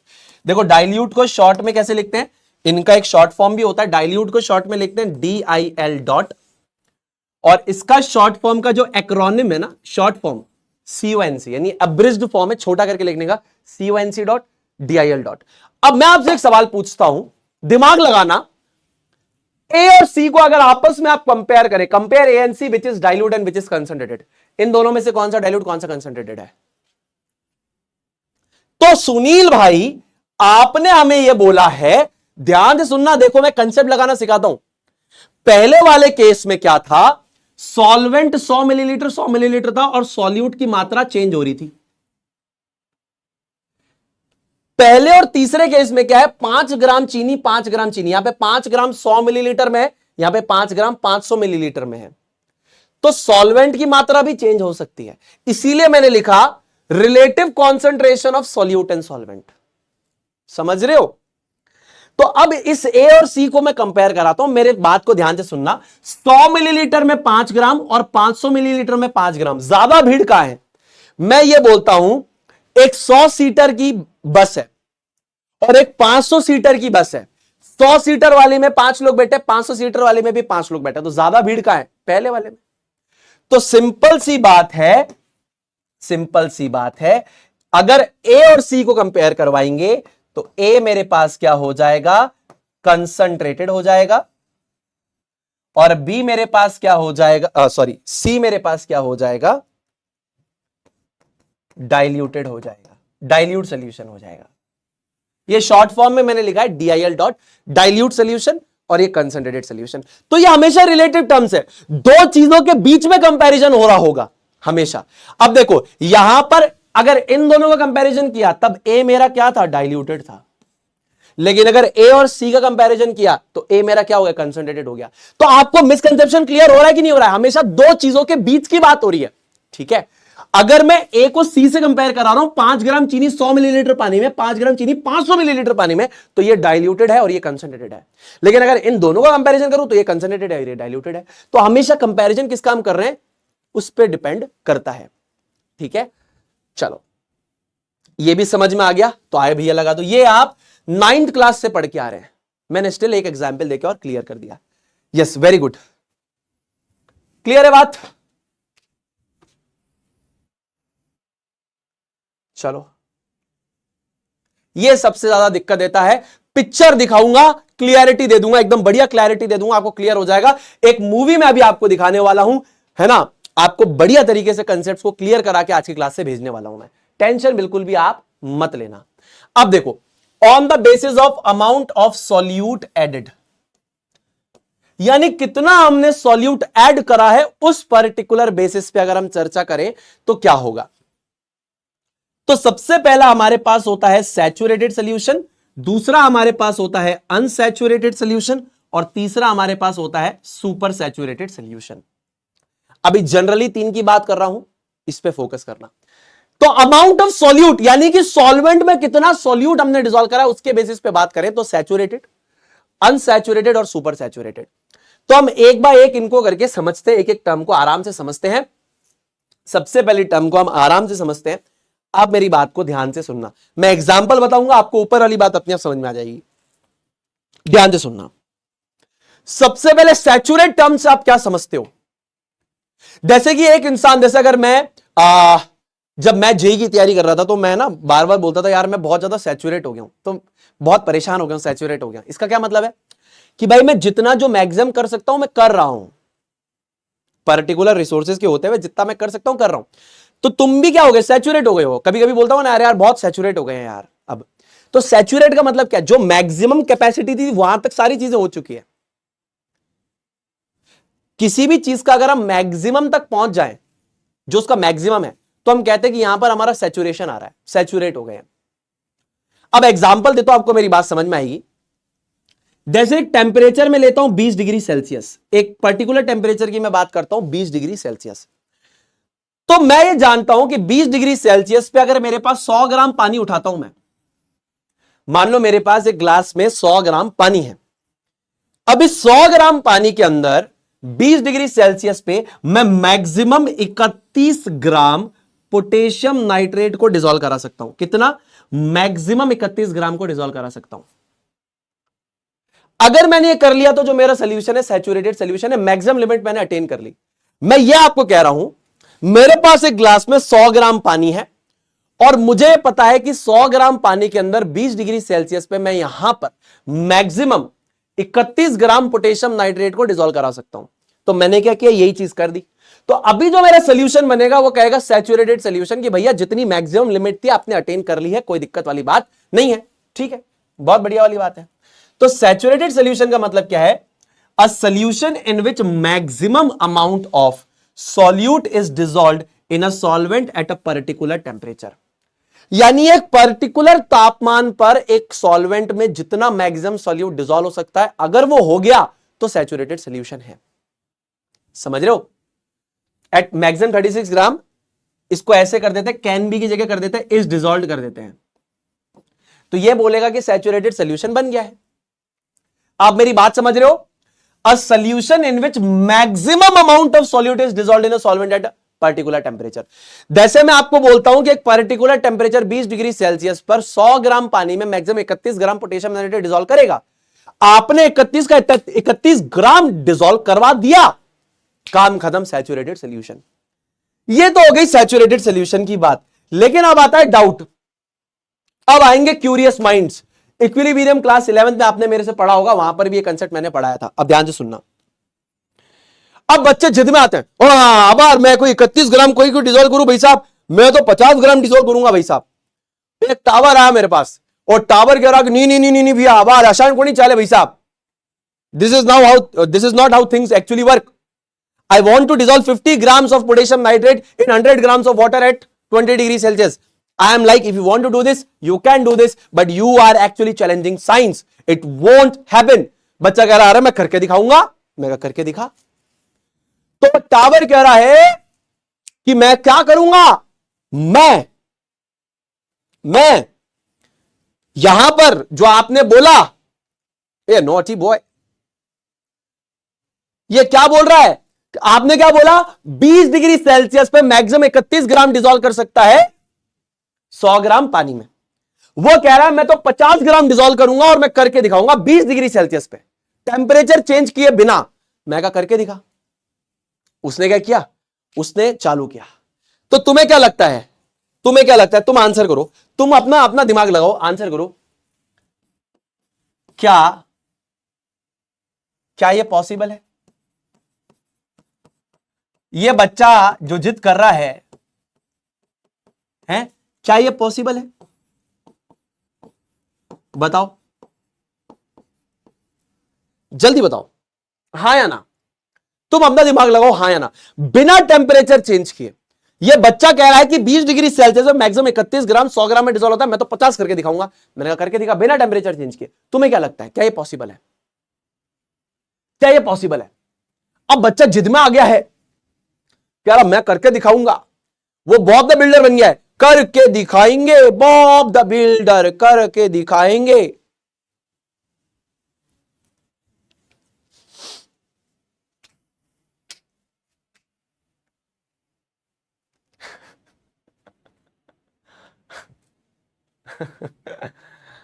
देखो, सेम टेंपरेचर पे करोगे तो ये वो बात हो गई कि तुम बहुत बड़ी चट्टान को हाथ से खिसका रहे हो, नहीं हो पाएगा। वेरी गुड, 89% बच्चे सही हैं। सोनिया, माधवी, इट्स पार्थ, स्नेहा, अर्जुन, केशव, मनमीत, घोस्ट, दीपक, स्वातियो। क्या बात है बेटा, बहुत बढ़िया। तो ये पॉसिबल नहीं है। तो एक्चुअली में होगा क्या, मैं आपको वो समझाता हूं। एक्चुअली में क्या होगा, मान लो अगर आपके पास एक सैचुरेटेड सॉल्यूशन है ना, आपके पास एक सैचुरेटेड सॉल्यूशन है यहां पर, ये आपके पास एक सैचुरेटेड सॉल्यूशन है, ठीक है। अब इस सैचुरेटेड सॉल्यूशन के अंदर, है ना, मैं ये मानता हूं कि फॉर एग्जांपल ये मेरे पास क्या है, वाटर के मॉलिक्यूल्स हैं। अभी बहुत लेमन टर्म्स में मैं आपको समझाने की कोशिश कर रहा हूं, इसको उसी तरीके से समझने की कोशिश करना, ठीक है। अभी बिल्कुल बेसिक पे बात कर रहे हैं अपन, वाटर पार्टिकल्स। और मैं ये मानता हूं कि ये बेसिकली मेरे पास, अभी इसको यूनिट मान के चलना, ठीक है ना। हाँ, अभी क्या हो रहा है, सॉल्ट की हाइड्रोलिसिस हो रही नहीं हो रही, अभी किसी भी चीज पे फोकस नहीं करना, फिर से कह रहा हूं, अभी बिल्कुल बेसिक, सॉल्ट हाइड्रोलिसिस हो रहा है नहीं हो रहा है, तुमको उस पर भी फोकस नहीं करना, ठीक है। या तुम बहुत बेसिक सॉल्ट ले लो, NaCl ले लो, सोडियम क्लोराइड ले लो, ठीक है ना। चलो, अब पानी के अंदर नमक है, तो नमक की भी एक मैक्सिमम लिमिट है कि वो इतना ही डिसॉल्व करेगा पानी के अंदर, एक पर्टिकुलर पानी के अंदर, एक पर्टिकुलर टेंपरेचर के ऊपर। अब मान लो ये सैचुरेटेड सॉल्यूशन था, मैंने क्या कर दिया, यहां पर एक्स्ट्रा NaCl डिसॉल्व कराया, एक्स्ट्रा NaCl डिसॉल्व करवाया, ठीक है, इसके अंदर डाला। वो बच्चा जिद कर रहा है कि बिना टेंपरेचर बढ़ाए आप एक्स्ट्रा नमक घोल दो, अब क्या होगा, ये एक्स्ट्रा नमक घुल जाएगा, घुल जाएगा, और पहले वाला नमक प्रेसिपिटेट बन जाएगा। क्या मतलब है इसका? एक्स्ट्रा आप नमक घोलोगे, ये घुल जाएगा, लेकिन जितना ये घुला उतना प्रेसिपिटेट बन जाएगा। सरल भाषा में, सरल भाषा में हिंदी में लिख देता हूं,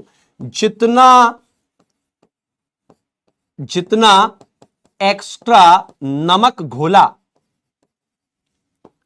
नमक घोला वो घुल जाएगा, वो हिंदी में लिख रहा हूं जानबूझ के इंग्लिश में, वो घुल जाएगा,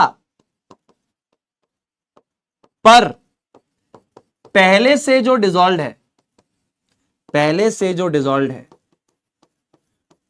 वो क्या होगा, वो बाहर आ जाएगा, बाहर आ जाएगा, वो यहां पर प्रेसिपिटेट की तरह बाहर आ जाएगा, इसको भी बाहर आ जाएगा एज प्रेसिपिटेट।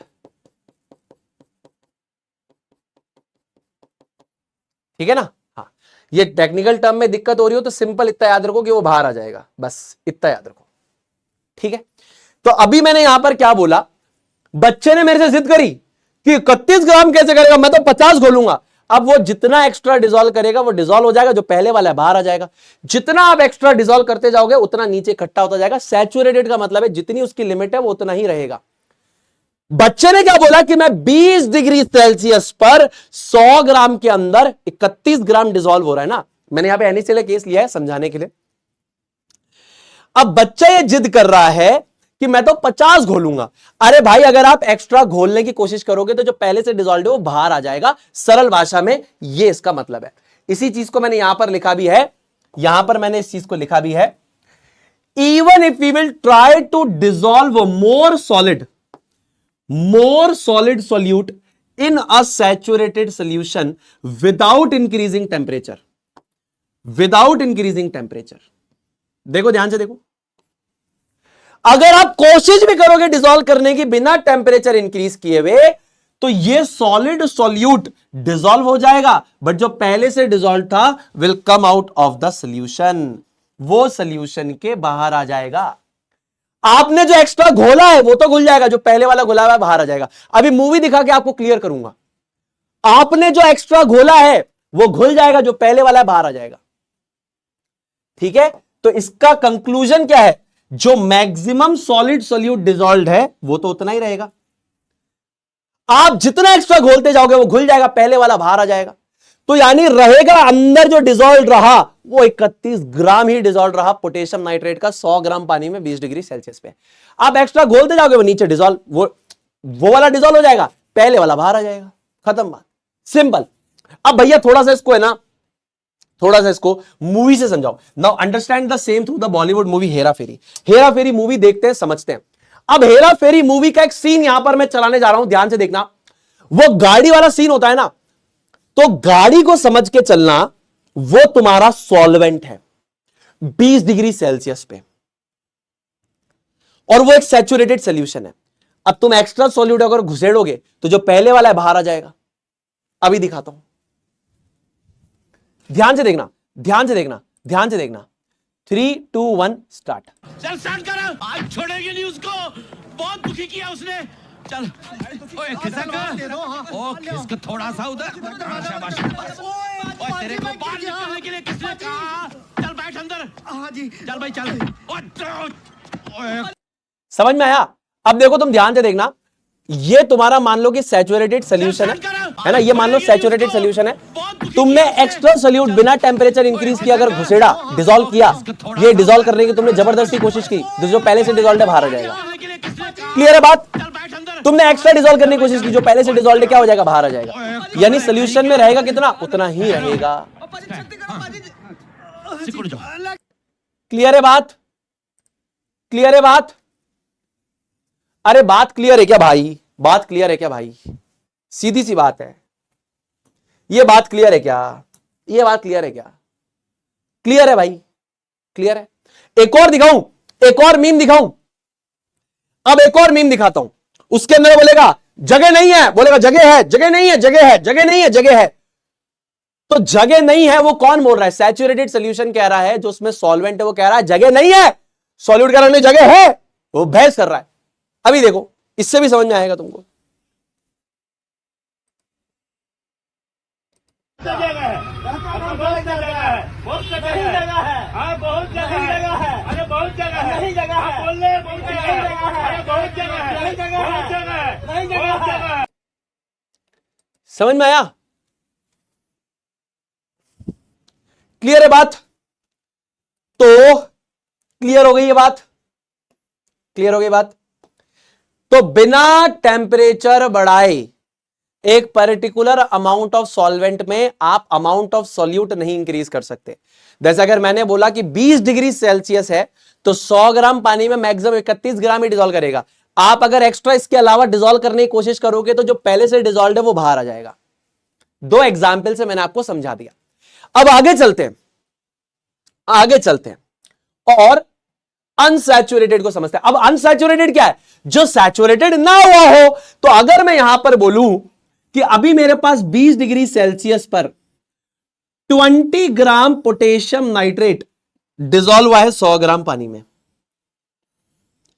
तो मैक्सिमम कैपेसिटी क्या है कि 20 डिग्री सेल्सियस पर 100 ग्राम पानी में 31 ग्राम हम डिसॉल्व करा सकते हैं।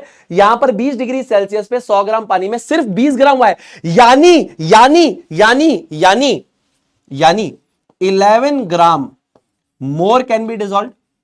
11 gram more can be dissolve to make it saturated. हां या ना? हां या ना? अरे 11 ग्राम अभी हम और डिसॉल्व करा सकते हैं, मैक्सिमम लिमिट अटेन नहीं हुई है। 20 डिग्री सेल्सियस पे 100 ग्राम पानी में हम 31 ग्राम डिसॉल्व करा सकते हैं पोटेशियम नाइट्रेट। हमने अभी 20 ही कराया है, यानी अभी हम 11 और करा सकते हैं, है ना? तो अगर इस तरीके की कंडीशन आती है तो इसको हम बोलते हैं अनसैचुरेटेड सॉल्यूशन। इसका मतलब contains lesser solute dissolved than the maximum limit that can be dissolved in a solvent at a given temperature। एक पर्टिकुलर टेम्परेचर पे एक पर्टिकुलर अमाउंट ऑफ सॉल्वेंट में जितना सॉल्यूट डिसॉल्व हो सकता है मैक्सिमम, अभी उतना नहीं हुआ है। अरे मेरे भाई 20 डिग्री सेल्सियस पे 100 ग्राम पानी में मैं 31 ग्राम पोटेशियम नाइट्रेट डिसॉल्व कर सकता था, 20 ही ग्राम मैंने किया, 11 ग्राम और कर सकता हूं। तो that means this is unsaturated. अभी ये सैचुरेट नहीं हुआ है, तो in order to make it saturated आप इसमें और डिसॉल्व करा सकते हो, सिंपल।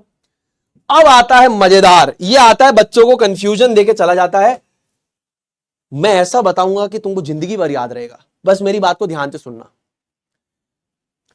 सैचुरेटेड के आगे एक टर्म लगा हुआ है super saturated. Super saturated, saturated में क्या होता है?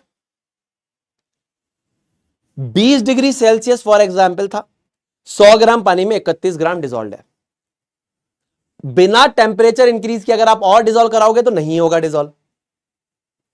तो फिर इसकी क्या तरकीब है? ध्यान से सुनना, एक छोटा सा एग्जांपल देके समझाऊंगा। मान लो, बहुत बढ़िया से सुनना, मान लो एक टेम्परेचर है हमारे पास टी। टी टेम्परेचर पे x gram solute is dissolved. ध्यान से सुनना, मजा आ जाएगा तुमको, कहोगे अरे भाई साहब क्या पढ़ा दिया यार। Is dissolved in y gram solvent. और मैं कह रहा हूं ये मिसकंसेप्शन तुम्हारा हमारा हमेशा के लिए क्लियर हो जाएगा, मैं गारंटी दे रहा हूं। ध्यान से देखना, हाफ पढ़ते हो तुम ये कंसेप्ट, मैं इसको पूरा कंप्लीट करूंगा, ध्यान से सुनना। मैं क्या बोल रहा हूं कि एक तापमान मेरे पास है टी, एक टी टेम्परेचर है, x ग्राम सॉल्यूट जो है is dissolved in y gram of solvent, या x ग्राम ऑफ, इसको ऐसे कर देते हैं, सैचुरेटेड बना लेते हैं। Maximum x gram solute is dissolved in y gram solvent.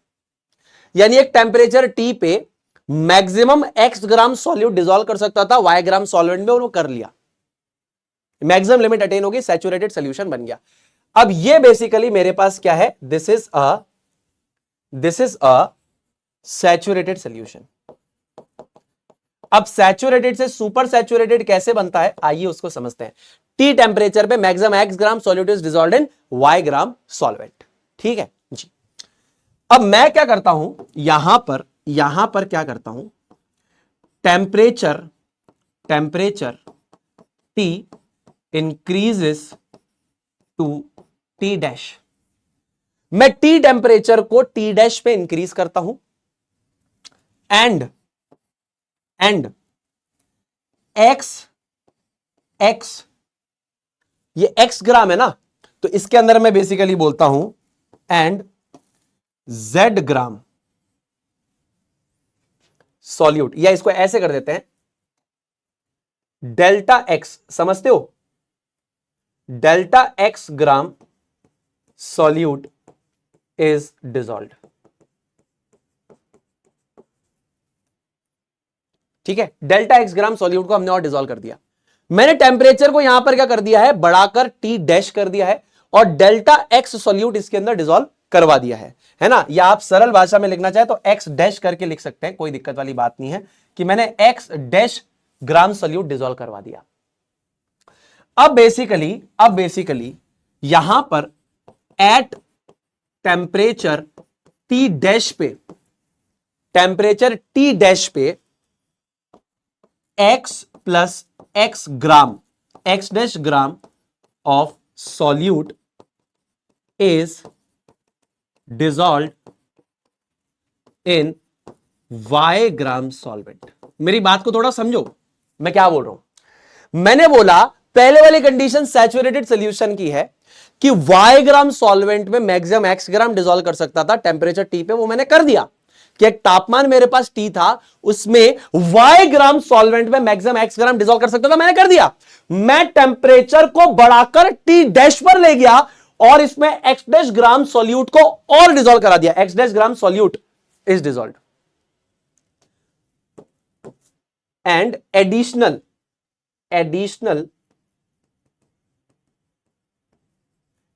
x dash gram solute को डिसॉल्व कराया।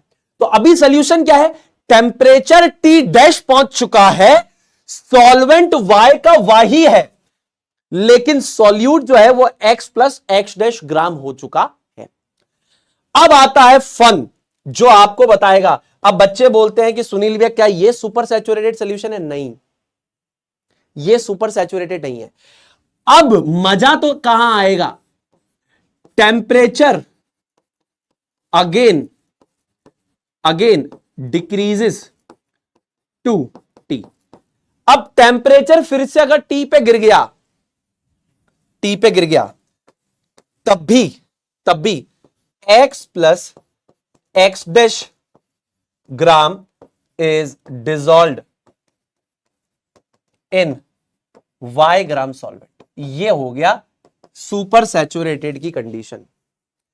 यानी कि टेम्परेचर अगर वापस T पे आ गया तो अब यहां पर कितना घुला हुआ है, टेम्परेचर वापस अगर T पे गिर जाए, यानी कि ओरिजिनल टेम्परेचर पे आ जाए, तो यहां पे x ग्राम डिसॉल्व था, लेकिन यहां पे x प्लस x ग्राम डिसॉल्व है, यहां पे y ग्राम था, y ग्राम में। इसी चीज को सुपर सैचुरेटेड कहते हैं कि भैया अगर आपको सीधे तरीके से नहीं आ रहा तो आप घूम कर आ जाओ उस पर्टिकुलर चीज पे। आप मेरी बात समझे, टेम्परेचर T के ऊपर y ग्राम सॉल्वेंट में मैक्सिमम x ग्राम डिसॉल्व कर सकता था, मैंने टेम्परेचर को T से T डैश पर ले गया और x डैश ग्राम एडिशनली और डिसॉल्व कराया, तो ये घुल गया, ये डिसॉल्व हो गया। अब टेम्परेचर T डैश पहुंचा तो उसमें x प्लस x ग्राम डिसॉल्व है y ग्राम सॉल्वेंट में। अब अगर टेम्परेचर डिक्रीज भी हो रहा है, तब भी अगर x प्लस x ग्राम डिसॉल्व है y ग्राम सॉल्वेंट में, तो इस पर्टिकुलर कंडीशन को बोलते हैं सुपर सैचुरेटेड सॉल्यूशन। तो यही लिखा है, contains more than the maximum amount of solute in a solvent at a given temperature. तो जो मैक्सिमम अमाउंट ऑफ सॉल्यूट एक सॉल्वेंट में डिसॉल्व हो सकता है एक पर्टिकुलर टेम्परेचर पे, उससे ज्यादा सॉल्यूट अगर डिसॉल्व है एक सॉल्यूशन में, तो उसे सुपर सैचुरेटेड सॉल्यूशन कहते हैं। ऐसे सॉल्यूशन में आपने देखा होगा क्रिस्टलाइजेशन इजीली होता है। एक छोटा अगर इसके अंदर क्रिस्टल डाल देंगे, उस पर्टिकुलर जो भी सॉल्ट डिसॉल्व है, तो उसके ऊपर बाकी जो सॉल्ट है चिपकना स्टार्ट हो जाएगा, या फिर हम स्क्रैचिंग करके इसमें क्रिस्टलाइजेशन करते हैं। सब 11th में आपने पढ़ा है, 9th में पढ़ा है, वही चीज है। तो ये सुपर सैचुरेटेड सॉल्यूशन का कंसेप्ट है। ठीक है, चलो अब अगर यहां तक सारी बातें समझ में आ रही है, बुद्धि में जा रही है, तो इसको लिख दो आए भैया। मेरी बात समझ में आ गई क्या ये वाली? मैंने बोला कि मेरे पास एक सैचुरेटेड सॉल्यूशन है, टेम्परेचर टी पे x ग्राम जो है सॉल्यूट y ग्राम सॉल्वेंट में डिसॉल्व करेगा। मैंने टेम्परेचर को t से t डैश कर दिया और x डैश ग्राम और डिसॉल्व कराया तो डिसॉल्व हो गया। तो यानी कि टेम्परेचर t, ये जो टेम्परेचर t डैश है, ज्यादा वाला टेम्परेचर, उस पे x प्लस x डैश ग्राम डिसॉल्व है y ग्राम सॉल्वेंट में। अब मैं बोलता हूं अगर अगेन टेम्परेचर वापस ओरिजिनल टेम्परेचर टी पे आ जाए, तो यहां पे x ग्राम डिसॉल्व था, लेकिन यहां पे x प्लस x डैश ग्राम डिसॉल्व है, y ग्राम था, यहां पे भी y ग्राम है। तो यानी कि सैचुरेटेड से भी ज्यादा अमाउंट ऑफ सॉल्यूट अगर डिसॉल्व एक पर्टिकुलर टेम्परेचर पे, तो उसको बोलेंगे सुपर सैचुरेटेड सॉल्यूशन। एग्जांपल इसका दूं, एक एग्जांपल दूं तुमको इसका, एक हनी इसका एक एग्जांपल है, सबसे बेस्ट एग्जांपल। क्या एग्जांपल है? हनी। हनी मतलब शहद। शहद एक सुपर सैचुरेटेड सॉल्यूशन होता है। ठीक है भैया, चलें आगे, चलें आगे भैया, चलें आगे भैया, चलें आगे। चलो, एक बच्चा बोल रहा है सुनील भैया रिपीट कर दो। देख मेरे भाई, एक बच्चा भी बोलेगा तो समझा दूंगा, कोई दिक्कत नहीं है, मेरा तो कर्तव्य है। यह बात समझ में आई? मैं ये कह रहा हूं तेरे पास भाई y ग्राम सॉल्वेंट है, टेम्परेचर टी पे अपन मैक्सिमम इसमें x ग्राम डिसॉल्व कर सकते हैं, अपन ने कर लिया। अब और अगर एक्स्ट्रा हमें डिसॉल्व करवाना है तो हम कैसे करें? बिना टेम्परेचर रेस के अगर आप करोगे तो वो डिसॉल्व तो हो जाएगा, लेकिन जो ओरिजिनली डिसॉल्व है वो बाहर आ जाएगा, जैसा हमने पढ़ा। अब मैं टेम्परेचर को क्या करता हूं? टेम्परेचर को टी से लेके टी डैश पे लेके आता, तो टेम्परेचर बढ़ाओ, उनको गर्म करो। अब गर्म करते करते आप क्या करोगे ना, एक्स्ट्रा और अगर सॉल्यूट इसमें डिसॉल्व करोगे तो वो घुल जाएगा। तो मैं कह रहा हूं कि टेम्परेचर टी डैश पे y ग्राम ही सॉल्वेंट है, उसके अंदर कितना प्रेजेंट है solute? x plus x dash gram है। x पहले डिसॉल्व था, तुमने x डैश ग्राम और डाल दिया। अब ये टेम्परेचर धीरे धीरे घट के अगर टी पे आ जाएगा, वापस ओरिजिनल टेम्परेचर पे आ जाएगा, तो y ग्राम सॉल्वेंट में इधर x ग्राम था, इधर x plus x dash gram है, तो इसको सैचुरेटेड बोलोगे, तो इसको क्या बोलोगे? सुपर सैचुरेटेड, यानी इससे भी ज्यादा सॉल्यूट यहां पर है सेम टेम्परेचर पर, तो इसको कहेंगे सुपर सैचुरेटेड सॉल्यूशन। अब सबसे लास्ट चीज जो हमारे पास क्या है, वो ये है on the basis of physical state of solute and the solvent. ये लास्ट क्लासिफिकेशन है हमारे पास। तो फिजिकल स्टेट ऑफ सॉल्यूट और सॉल्वेंट के बेसिस पे 9 डिफरेंट प्रकार के सॉल्यूशंस बनते हैं, आइए उसको जानते हैं। अब इसमें सबसे पहला जो हमारे पास कैटेगरी है, यह है सॉलिड सॉल्यूशंस की। सॉलिड सॉल्यूशंस के अंदर मेरे दोस्तों सॉल्वेंट क्या होता है? सॉल्वेंट कोई भी सॉलिड होगा, और सॉल्यूट क्या हो सकता है? सॉल्यूट गैस हो सकती है, लिक्विड हो सकता है, सॉलिड हो सकता है। तो सॉलिड सॉल्यूशंस का क्या मतलब है? सॉलिड सॉल्यूशंस का यह मतलब है कि हमारे पास सॉलिड हमारा सॉल्वेंट होगा, और सॉल्यूट जो है इधर गैस हो सकता है, लिक्विड हो सकता है, या फिर सॉलिड हो सकता है। अब ध्यान से समझते हैं।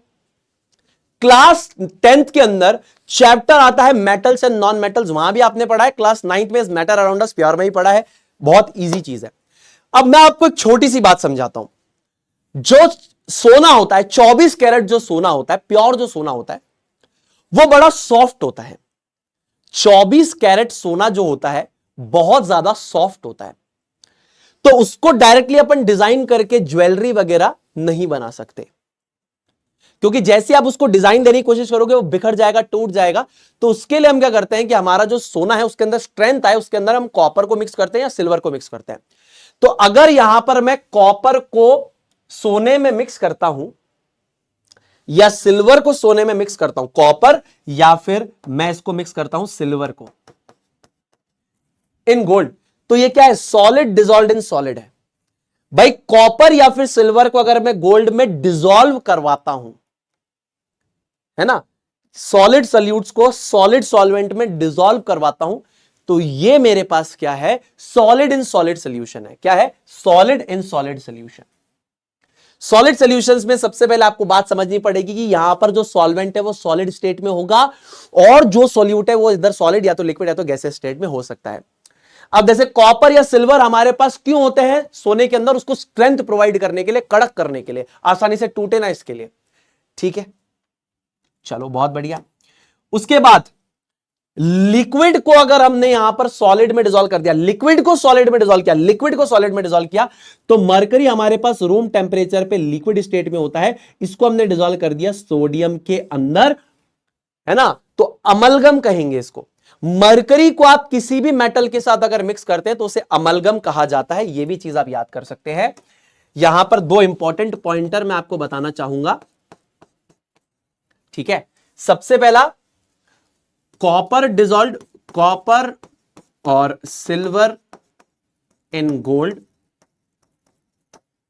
मरकरी इन सोडियम, ये सब क्या है?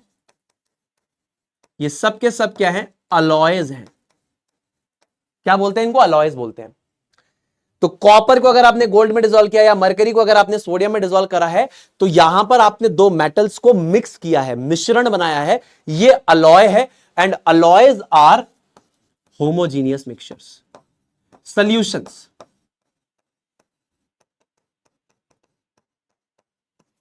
ठीक है, these are the homogeneous mixtures, है ना? क्लियर है? दूसरा, अमलगम का मतलब क्या है? alloy of any metal with mercury, यानी अगर आप मरकरी को किसी के साथ भी मिक्स करते हैं तो उसे अमलगम कहेंगे। आप जिंक के साथ मिक्स करेंगे तो जिंक अमलगम हो जाएगा। आप सिल्वर या फिर चांदी के साथ मिक्स चांदी या फिर सोने के साथ मिक्स करेंगे तो ये बेसिकली डेंटल अमलगम हो जाएगा। दांतों में जो फिलिंग्स होती है उसके लिए यूज होता है। आप मेरी बात समझ पा रहे हैं? मरकरी को सोडियम में डिसॉल्व करा, यानी कि लिक्विड को सॉलिड में डिसॉल्व करा, या ये जो हमारे पास सॉलिड थे इनको हमने सॉलिड में डिसॉल्व करा। अब डिसॉल्व करने का तरीका यहां पर क्या है? अगर मैं इसकी बात करूं तो इसको भी आप पिघलाते हैं, इसको भी आप पिघलाते हैं और आपस में मिक्स कर देते हैं। ठंडा कर देंगे तो आपस में मिक्स हो जाएंगे। आपके दिमाग में डाउट आ रहा होगा, कॉपर तो सॉलिड है, गोल्ड भी सॉलिड है, मिक्स कैसे करोगे? इसको पिघलाओगे, इसको भी पिघलाओगे और फिर इनको मिक्स करोगे, ठंडा करोगे तो ऑटोमेटिकली क्या है? मिक्सचर बन जाएगा।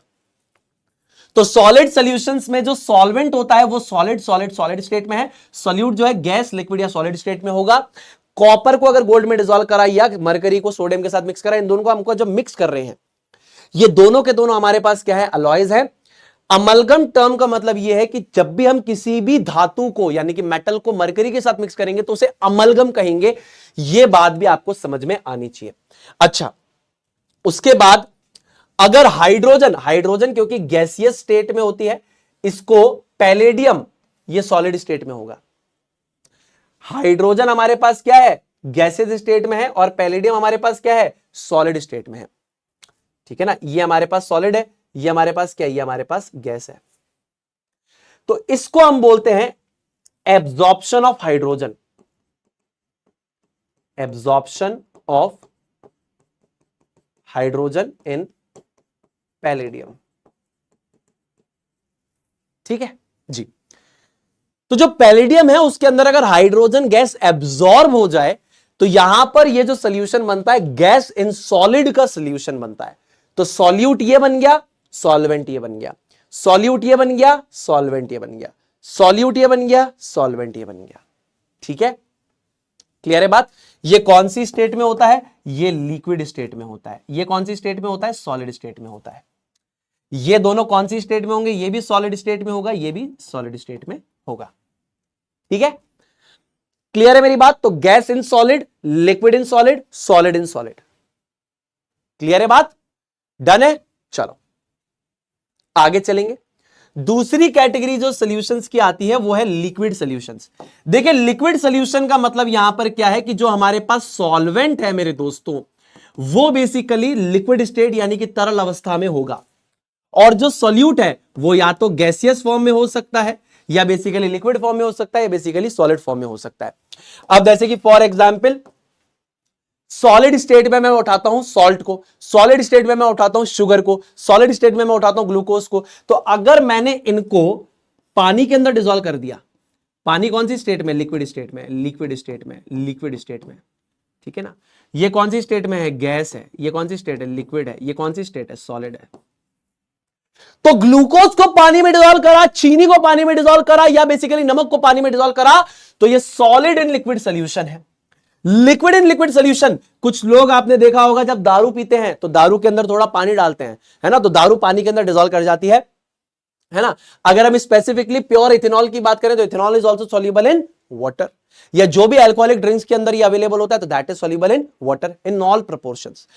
तो अगर इथेनॉल को हम पानी में घोलेंगे तो घुल जाएगा, ये लिक्विड स्टेट में है, ये भी लिक्विड स्टेट में, ये इसके अंदर घुल जाएगा, ये सॉलिड स्टेट में, लिक्विड स्टेट में, ये भी इसके अंदर घुल जाएगा। ऑक्सीजन गैस भी आपको मैं बता दूं पानी के अंदर डिसॉल्व होती है, डिसॉल्व ऑक्सीजन है ना, पानी के अंदर भी तो होती है डिसॉल्व ऑक्सीजन। एक्वेटिक ऑर्गेनिज्म जिंदा कैसे रहते हैं? डिसॉल्व ऑक्सीजन को यूज करते हैं ना, तो इसकी वजह से। ठीक है, चलो तीसरी कैटेगरी हमारे पास क्या है? तीसरी कैटेगरी हमारे पास है गैसियस सॉल्यूशंस की, गैसियस सॉल्यूशंस की। अब गैसियस सॉल्यूशंस का मतलब है मेरे दोस्तों कि जो सॉल्वेंट होगा हमारे पास वो गैस होगी, और जो सॉल्यूट होगा वो गैस हो सकता है, सॉलिड हो सकता है, लिक्विड हो सकता है। अब जैसे फॉर एग्जांपल मैं हवा की बात करता हूं, तो हवा में 78.08% नाइट्रोजन है, 20.95% ऑक्सीजन है, उसके बाद 0.03% कार्बन डाइऑक्साइड गैस है, 0.93% आर्गन है, 0.01% अदर गैसेस है। सबसे ज्यादा कौन सी है? नाइट्रोजन है। तो नाइट्रोजन गैस के लिए हम ये मानेंगे कि भैया हवा के अंदर सबसे ज्यादा मात्रा में नाइट्रोजन है, तो बाकी गैसेस सब क्या है? उसके अंदर डिसॉल्व है। तो मैं ये बोल सकता हूं कि ऑक्सीजन जो कि मेरी गैस है वो नाइट्रोजन गैस में क्या है? डिसॉल्व है, और यूनिफॉर्मली डिसॉल्व है, एक होमोजीनियस मिक्सचर है हवा। कुछ बच्चे बोलेंगे डस्ट पार्टिकल आ गए, तो डस्ट पार्टिकल आ जाएंगे तो वो कोलॉइड में चला जाएगा, हेट्रोजीनियस मिक्सचर में चला जाएगा। अभी हमसे हवा की बात कर रहे हैं, तो मेरी बात को ध्यान से सुनना। गैस सॉल्यूशंस में अगर गैस सॉल्यूट हो और गैस सॉल्वेंट में अगर वो डिसॉल्व हो, तो जैसे कि हम ये कह सकते हैं कि हवा में सबसे ज्यादा नाइट्रोजन है, उसके अंदर oxygen, argon, carbon dioxide, other gases dissolve है। तो ये एक तरीके का मिक्सचर हो गया। गैस सॉल्वेंट हो और लिक्विड सॉल्यूट हो, गैस सॉल्वेंट हो और सॉलिड सॉल्यूट हो, तो जैसे कि हमारे पास कैम्फर, नाइट्रोजन गैस जो कि हवा के अंदर सबसे ज्यादा है। यहां पे नाइट्रोजन को लिखने का मतलब क्या है? Nitrogen is 78.08% in air, and hence it is present in largest quantity in air, so it is considered as solvent। Simple सी बात है। अगर आपके भेजे में ये कंफ्यूजन चल रहा है, अगर आपके भेजे में ये कंफ्यूजन चल रहा है कि नाइट्रोजन गैस को आप बार बार क्यों लिख रहे हैं, तो मैं इसीलिए लिख रहा हूं क्योंकि हवा में सबसे ज्यादा 78.08% नाइट्रोजन है, तो उसको हम सॉल्वेंट की तरह यहां पर डील कर रहे हैं।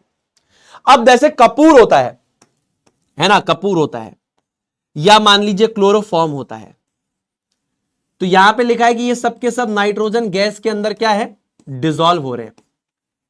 ऑक्सीजन गैस तो नाइट्रोजन गैस के अंदर हवा में ऑलरेडी अवेलेबल है, आपको पता है 20.95% ऑक्सीजन है हवा के अंदर, जिसको हम ब्रीथ करते हैं। मतलब ब्रीथ तो हम पूरी हवा करते हैं, ऑक्सीजन को हम यूटिलाइज करते हैं, हमारी बॉडी यूटिलाइज करती है। तो ये इसके अंदर डिसॉल्व है, कार्बन डाइऑक्साइड भी इसके अंदर डिसॉल्व है ना, तो ये गैस इन गैस सोल्यूशन हो गया। अभी क्लोरोफॉर्म जो होता है वो लिक्विड स्टेट में होता है। क्लोरोफॉर्म जो होता है वो बेसिकली लिक्विड स्टेट में होता है, और कैम्फर जो होता है वो सॉलिड स्टेट में होता है। कैम्फर मतलब कपूर। अब ये जो लिक्विड है क्लोरोफॉर्म, ये धीरे धीरे वेपराइज होकर इसकी वेपर्स हवा में जाती है, तो हवा जो हो गया यानी नाइट्रोजन गैस सॉल्वेंट हो गया, और ये हवा में जाके डिसॉल्व हो गया। ऐसे ही कपूर, कपूर को अगर आप रूम टेम्परेचर पे रख देंगे तो सब्लिमेशन होता है, वो इवेपोरेट कर, वो क्या करता है? सबलाइम हो जाता है हवा में। कपूर को थोड़ी देर खुले में रख दीजिए, उड़ के हवा में चला जाएगा। अरे कपूर समझ रहे कि नहीं समझ रहे? कपूर, कैम्फर, भोले बाबा का वो मंत्र पढ़ा है नहीं पढ़ा है? कर्पूर गौरम करुणावतारम संसार सारम भुजगेंद्रहारम सदा वसंतम हृदयारविंदे भवम भवानी सहितम नमामि कर्पूर गौरम। कपूर जैसा वर्ण, गोरा गोरा, कैम्फर कैम्फर, कपूर जैसा वर्ण है भोले बाबा का। तो कैम्फर इन नाइट्रोजन गैस, अरे इसको रूम टेम्परेचर में रख दो, इवेपोरेट करके हवा में चल जाएगा, ये मिक्सचर बन गया सॉलिड इन गैस का। क्लोरोफॉर्म को रख दो, ये वेपराइज होकर हवा में चला जाएगा। समझ में आया कि नहीं आया? समझ में आया कि नहीं आया? क्लियर है बात? तो ये अलग अलग प्रकार के 9 तरीके के सॉल्यूशंस यहां पर बनते हैं। सॉलिड सॉल्यूशन में सॉलिड सॉल्वेंट होगा, सॉलिड लिक्विड और गैस सॉल्यूट होगा। लिक्विड सॉल्यूशंस में लिक्विड सॉल्वेंट होगा, सॉलिड लिक्विड और गैस सॉल्यूट होगा। अच्छा, गैसियस सॉल्यूशंस में गैस सॉल्वेंट होगी, सॉलिड लिक्विड और गैस हमारे पास सॉल्यूट होंगे। तो 9 प्रकार के सॉल्यूशंस बनते हैं। अब इससे रिलेटेड कुछ प्रीवियस ईयर के सीबीएसई के सवाल लगाते हैं। आइए देखते हैं कितने बच्चे सवाल लगा लेते हैं। तो ये सीबीएसई का पीवाईक्यू है आपका, जल्दी से अब इसको सॉल्व करेंगे फटाफट से। आइए, name the solvent and the solute in the solution ethanol dissolved in water. अगर हमको ये सवाल आया कि इथेनॉल डिसॉल्व्ड इन वाटर, तो यहां पर सॉल्यूट और सॉल्वेंट कौन सा है? 1 नंबर का सवाल है, इथेनॉल, और ये हमारे पास है वाटर। तो ये हमारे पास क्या हो जाएगा? This is basically our solute, this is basically our solvent. तो ये किस तरीके का सॉल्यूशन है? किस तरीके का सॉल्यूशन है सुनील भैया? लिक्विड हमारे पास सॉल्यूट था और लिक्विड सॉल्वेंट है, तो लिक्विड इन लिक्विड सॉल्यूशन होगा। एग्जाम में पॉइंटर वाइज आंसर लिखना होता है, तो आप ऐसे छोटे छोटे पॉइंटर बना के लिखेंगे। जितना आप राजा बेटा पॉइंटर बना के लिखोगे, रानी बेटी पॉइंटर बना के लिखोगे, उतना आपको ज्यादा नंबर मिलेंगे। अब आपने ऐसे लिख दिया, इथेनॉल मेरा सॉल्यूट, पानी मेरा सॉल्वेंट। आपने क्या बोला? आपने इथेनॉल को घोला है पानी में, तो जिसको आपने घोला वो सॉल्यूट, जिसमें आपने घोला वो solvent. Liquid in liquid solution का एग्जाम्पल हो गया, काम खत्म, आगे चलेंगे। अगला, which of the following is an example of a solid solution. Solid solution का मतलब क्या है कि सॉलिड यहां पर क्या होगा? सॉलिड इज सॉल्वेंट, ठीक है ना? या फिर सीधा बोल सकते हैं सॉलिड सॉल्वेंट होगा। इनमें ढूंढ लो किसके अंदर सॉलिड सॉल्वेंट है, काम खत्म, आंसर आ गया तुम्हारा। सरल सवाल है, यह सीबीएसई का प्रीवियस ईयर का सवाल है। अब मुझे नहीं लगता कि तुमको यहां पर कोई डिफिकल्टी आएगी ऐसे सवालों को सॉल्व करने में। आई थिंक आप लोगों को इतना मैंने अभी बता दिया, आप आराम से ऐसे सवाल कर पाओगे। आपको कंसेप्ट क्लैरिटी भी मिल रही है, आपको फन भी मिल रहा है, एक्सपेरिमेंशियल लर्निंग भी मिल रही है, एक्सपेरिमेंटल लर्निंग भी मिल रही है। तो कंसेप्ट क्लैरिटी आपके पास बढ़िया है, एकदम चिल करो, ठीक है। हाँ, बाकी इस चीज को रिवाइज करने के लिए गाना मिल जाएगा, आप उसको देखना। सुनील भैया क्रिएशंस के अंडर में गाना आ जाएगा, उस गाने को सुनना, एकदम मस्त लाइफ हो जाएगी, ठीक है। चलो, सिंपल सी, वेरी गुड। केशव, पोकेमोन, आनवी, तमन्ना, माही, आदित्यम, रेड मार्क बुर, सौम्या, रंजन साहू, नीति शर्मा, भावाक्षी त्रिवेदी, अनिकेत बाबा, वेरी गुड बेटिया, बहुत बढ़िया, बहुत बढ़िया, बहुत बढ़िया। अब देखो ना, देखो सिंपल सी बात है, ऑक्सीजन डिसॉल्व्ड इन वाटर, तो ये यहां पर क्या है? लिक्विड स्टेट के अंदर है। एल का मतलब यहां पर लिक्विड।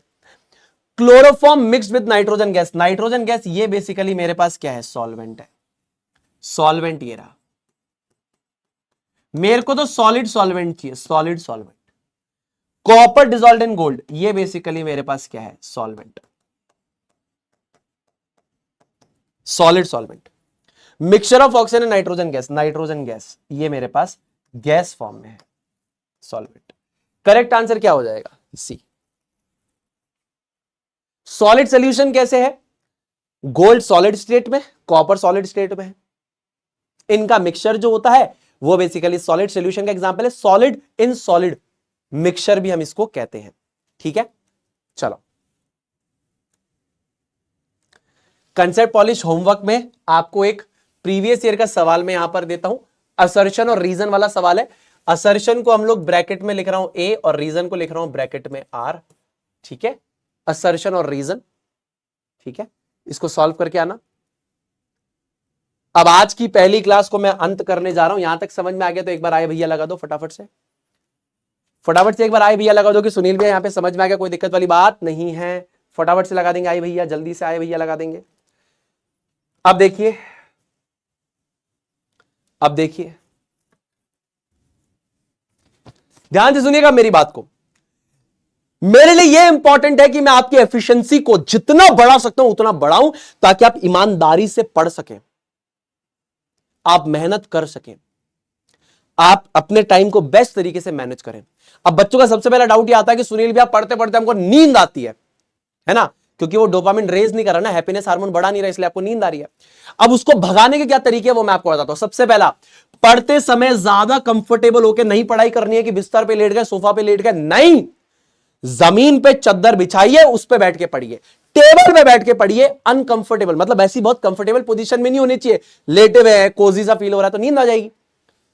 कष्ट से की गई पढ़ाई हमेशा याद रहती है, याद रखना, जो पढ़ाई कष्ट से की जाती है हमेशा जिंदगी भर याद रहती है। जमीन पे चद्दर बिछा के बैठ के पढ़ना या टेबल पे पढ़ना याद रहेगा।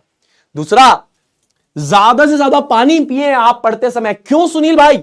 अरे जितना मेरे दोस्तों पानी पिएंगे, आप बार बार यूरिनेट करने के लिए जाएंगे, आप अलर्ट रहेंगे, आपकी बॉडी में जितना पानी रहेगा, जितना फ्लूइड मीडियम रहेगा, आपका बेटर सर्कुलेशन होगा ब्लड का। तो याद रखना, आपको ज्यादा से ज्यादा पानी पीना है। नींद आए, जोर जोर से बोल के पढ़िए, चलकर पढ़िए, ऐसे जोर से बोलते बोलते चलते चलते पढ़ रहे हैं, कुछ रिवाइज कर रहे हैं, नींद आ रही है, चलते चलते बोलते बोलते पढ़ रहे हैं, ठीक है? ये करना है। ज्यादा से ज्यादा देखो क्या करना है कि अगर आपको नींद को हटाना है कि दिन में नींद आ रही है, पढ़ते समय नींद आ रही है, तो रात को अच्छे से सोइए और दिन में आप पावर नैप ले सकते हो, 20 मिनट का पावर नैप ले लो, वो ज्यादा बेटर होगा, ठीक है? हाँ, चलो अब उसके बाद आज का इंसानियत का ज्ञान जो आपको बनाएगा एकदम बेहतरीन सा इंसान। देखिए दोस्तों, आज इस ज्ञान की बहुत ज्यादा जरूरत है, क्योंकि जिनके पास ये ज्ञान नहीं है वो बेगुनाह लोगों को मारते हैं। समझ रहे ना आप? पहलगाम में क्या हो रहा है, क्या हुआ एक्चुअल में, आपने देखा? बेगुनाह लोग वहां पर थे, घूम रहे हैं, टूरिस्ट प्लेस है, गए हैं, उनको जबरदस्ती आकर मारा गया। क्या रीजन? आपकी अपब्रिंगिंग अच्छी नहीं है, आपके संस्कार सही नहीं है, आपको सही गलत नहीं पता, आपको जान की क्या वैल्यू होती है यह भी नहीं पता। परिवार वालों ने अपने सबसे करीबी लोगों को खो दिया। किसकी गलती है? आपकी गलती है। अब इसमें क्या है, इंसानियत मर चुकी है ना, ह्यूमैनिटी मर गई, लोगों के अंदर ह्यूमैनिटी है ही नहीं। और जिस दिन इंसानियत खत्म हो गई उस दिन इंसान खत्म होगा, आपने देख लिया। इसलिए मेरा कर्तव्य बनता है कि एज अ बड़ा भाई मैं आपको सही और गलत सिखाऊं। अब ये जो यहां पर अभी इस पर्टिकुलर स्टेट में, मतलब अभी पर्टिकुलर जिस पर्टिकुलर जगह पे हम हैं, उस पर हमें क्या करना चाहिए? भगवान कृष्ण ने एक बड़ी बात कही, बहुत ही बढ़िया बात कही भगवान कृष्ण ने। तो भगवान कृष्ण अर्जुन को यहां पर कहते हैं, अथा चेतवामि मम धर्म्यम संग्रामम न करिष्यसि तथा सुधर्मम कीर्तिम च हित्वा पापम वाप्स्यसि। कि भाई युद्ध की अगर स्थिति है तो आपको युद्ध करना ही पड़ेगा। आप जिस भी जगह पर हैं, अगर आपको लगता है कि आपको युद्ध करना है धर्म को बचाने के लिए, अधर्म का अंत करने के लिए, तो आपको युद्ध करना ही पड़ेगा। वरना मेरे दोस्त ये तो आपके लिए गलत है, साथ ही साथ आप खुद के लिए ही सिंफुल एक्ट्स को क्रिएट कर रहे हो। तो ये पर्टिकुलर सिचुएशन हमें क्या समझाती कि भाई साहब अगर हम उनको नहीं मारेंगे, अब आता हो कि जिन टेररिस्ट ने यहां पर अटैक किया उनको मारना सही है या नहीं है? कुछ लोग कहेंगे इंसानियत के खिलाफ है, नहीं, अगर उनको नहीं मारेंगे तो वो और लोगों को मारेंगे, इसीलिए उनको मारना मारना मारना जरूरी है। आज कुछ लोगों को मारा है, कल देश में और लोगों को मारेंगे, बेगुनाह लोगों को मारेंगे, तो इसीलिए उनको मारना जरूरी है। और मेरे दोस्तों ऐसा बड़ा भाई मैं आपको सिखाता हूं, जब आपके सर्वाइवल पे आ जाए, आपके धर्म पे आ जाए, धर्म मतलब सही गलत पे आ जाए, आपके परिवार पे आए, युद्ध करना पड़ेगा, युद्ध करना पड़ेगा। We have to do war. यहां पर यह नहीं हो सकता an eye for an eye makes the whole world blind, ये बेवकूफाना बातें हैं सब। भाई साहब उनको नहीं मारेंगे ना तो औरों को मारेंगे वो, समझ रहे हो ना आप? तो बिल्कुल मारना है, बिल्कुल मारना है, कोई दिक्कत, कोई दोहराए वाली बात ही नहीं है इसमें, बिल्कुल दोहराए वाली बात ही नहीं है। भगवान कृष्ण ने भी अधर्म का अंत करवाया ना धर्म से, अर्जुन को बोला ना युद्ध कर, मार, होगा, अधर्म का अंत तो करना पड़ेगा। तो चलिए मेरे दोस्तों फटाफट से मेरे को ज्वाइन कर सकते हैं मेरे ऑफिशियल टेलीग्राम चैनल पे। एंड आपके बड़े भैया सुनील भैया अब लेते हैं आपसे विदा। और जैसा मैं हमेशा कहता हूं कि आपके प्यारे प्यारे सुनील भैया और फिजिक्स वाला दोनों आपके साथ है, तो दोनों के दोनों यहां पर आपके साथ है। आप लोग एकदम बढ़िया से पढ़ाई लिखाई कीजिए। आप लोगों के लिए रिवीजन के लिए सुनील भैया क्रिएशंस में इससे रिलेटेड एक गाना आएगा, उसको जरूर से आप लोग देख लेना। तो अब मिलते हैं दोस्तों अगली क्लास में, तब तक के लिए अपना ध्यान रखिए, खुश रहिए, stay healthy, stay awesome and always say जय जय फिजिक्स वाला। जय हिंद, जय भारत, वंदे मातरम।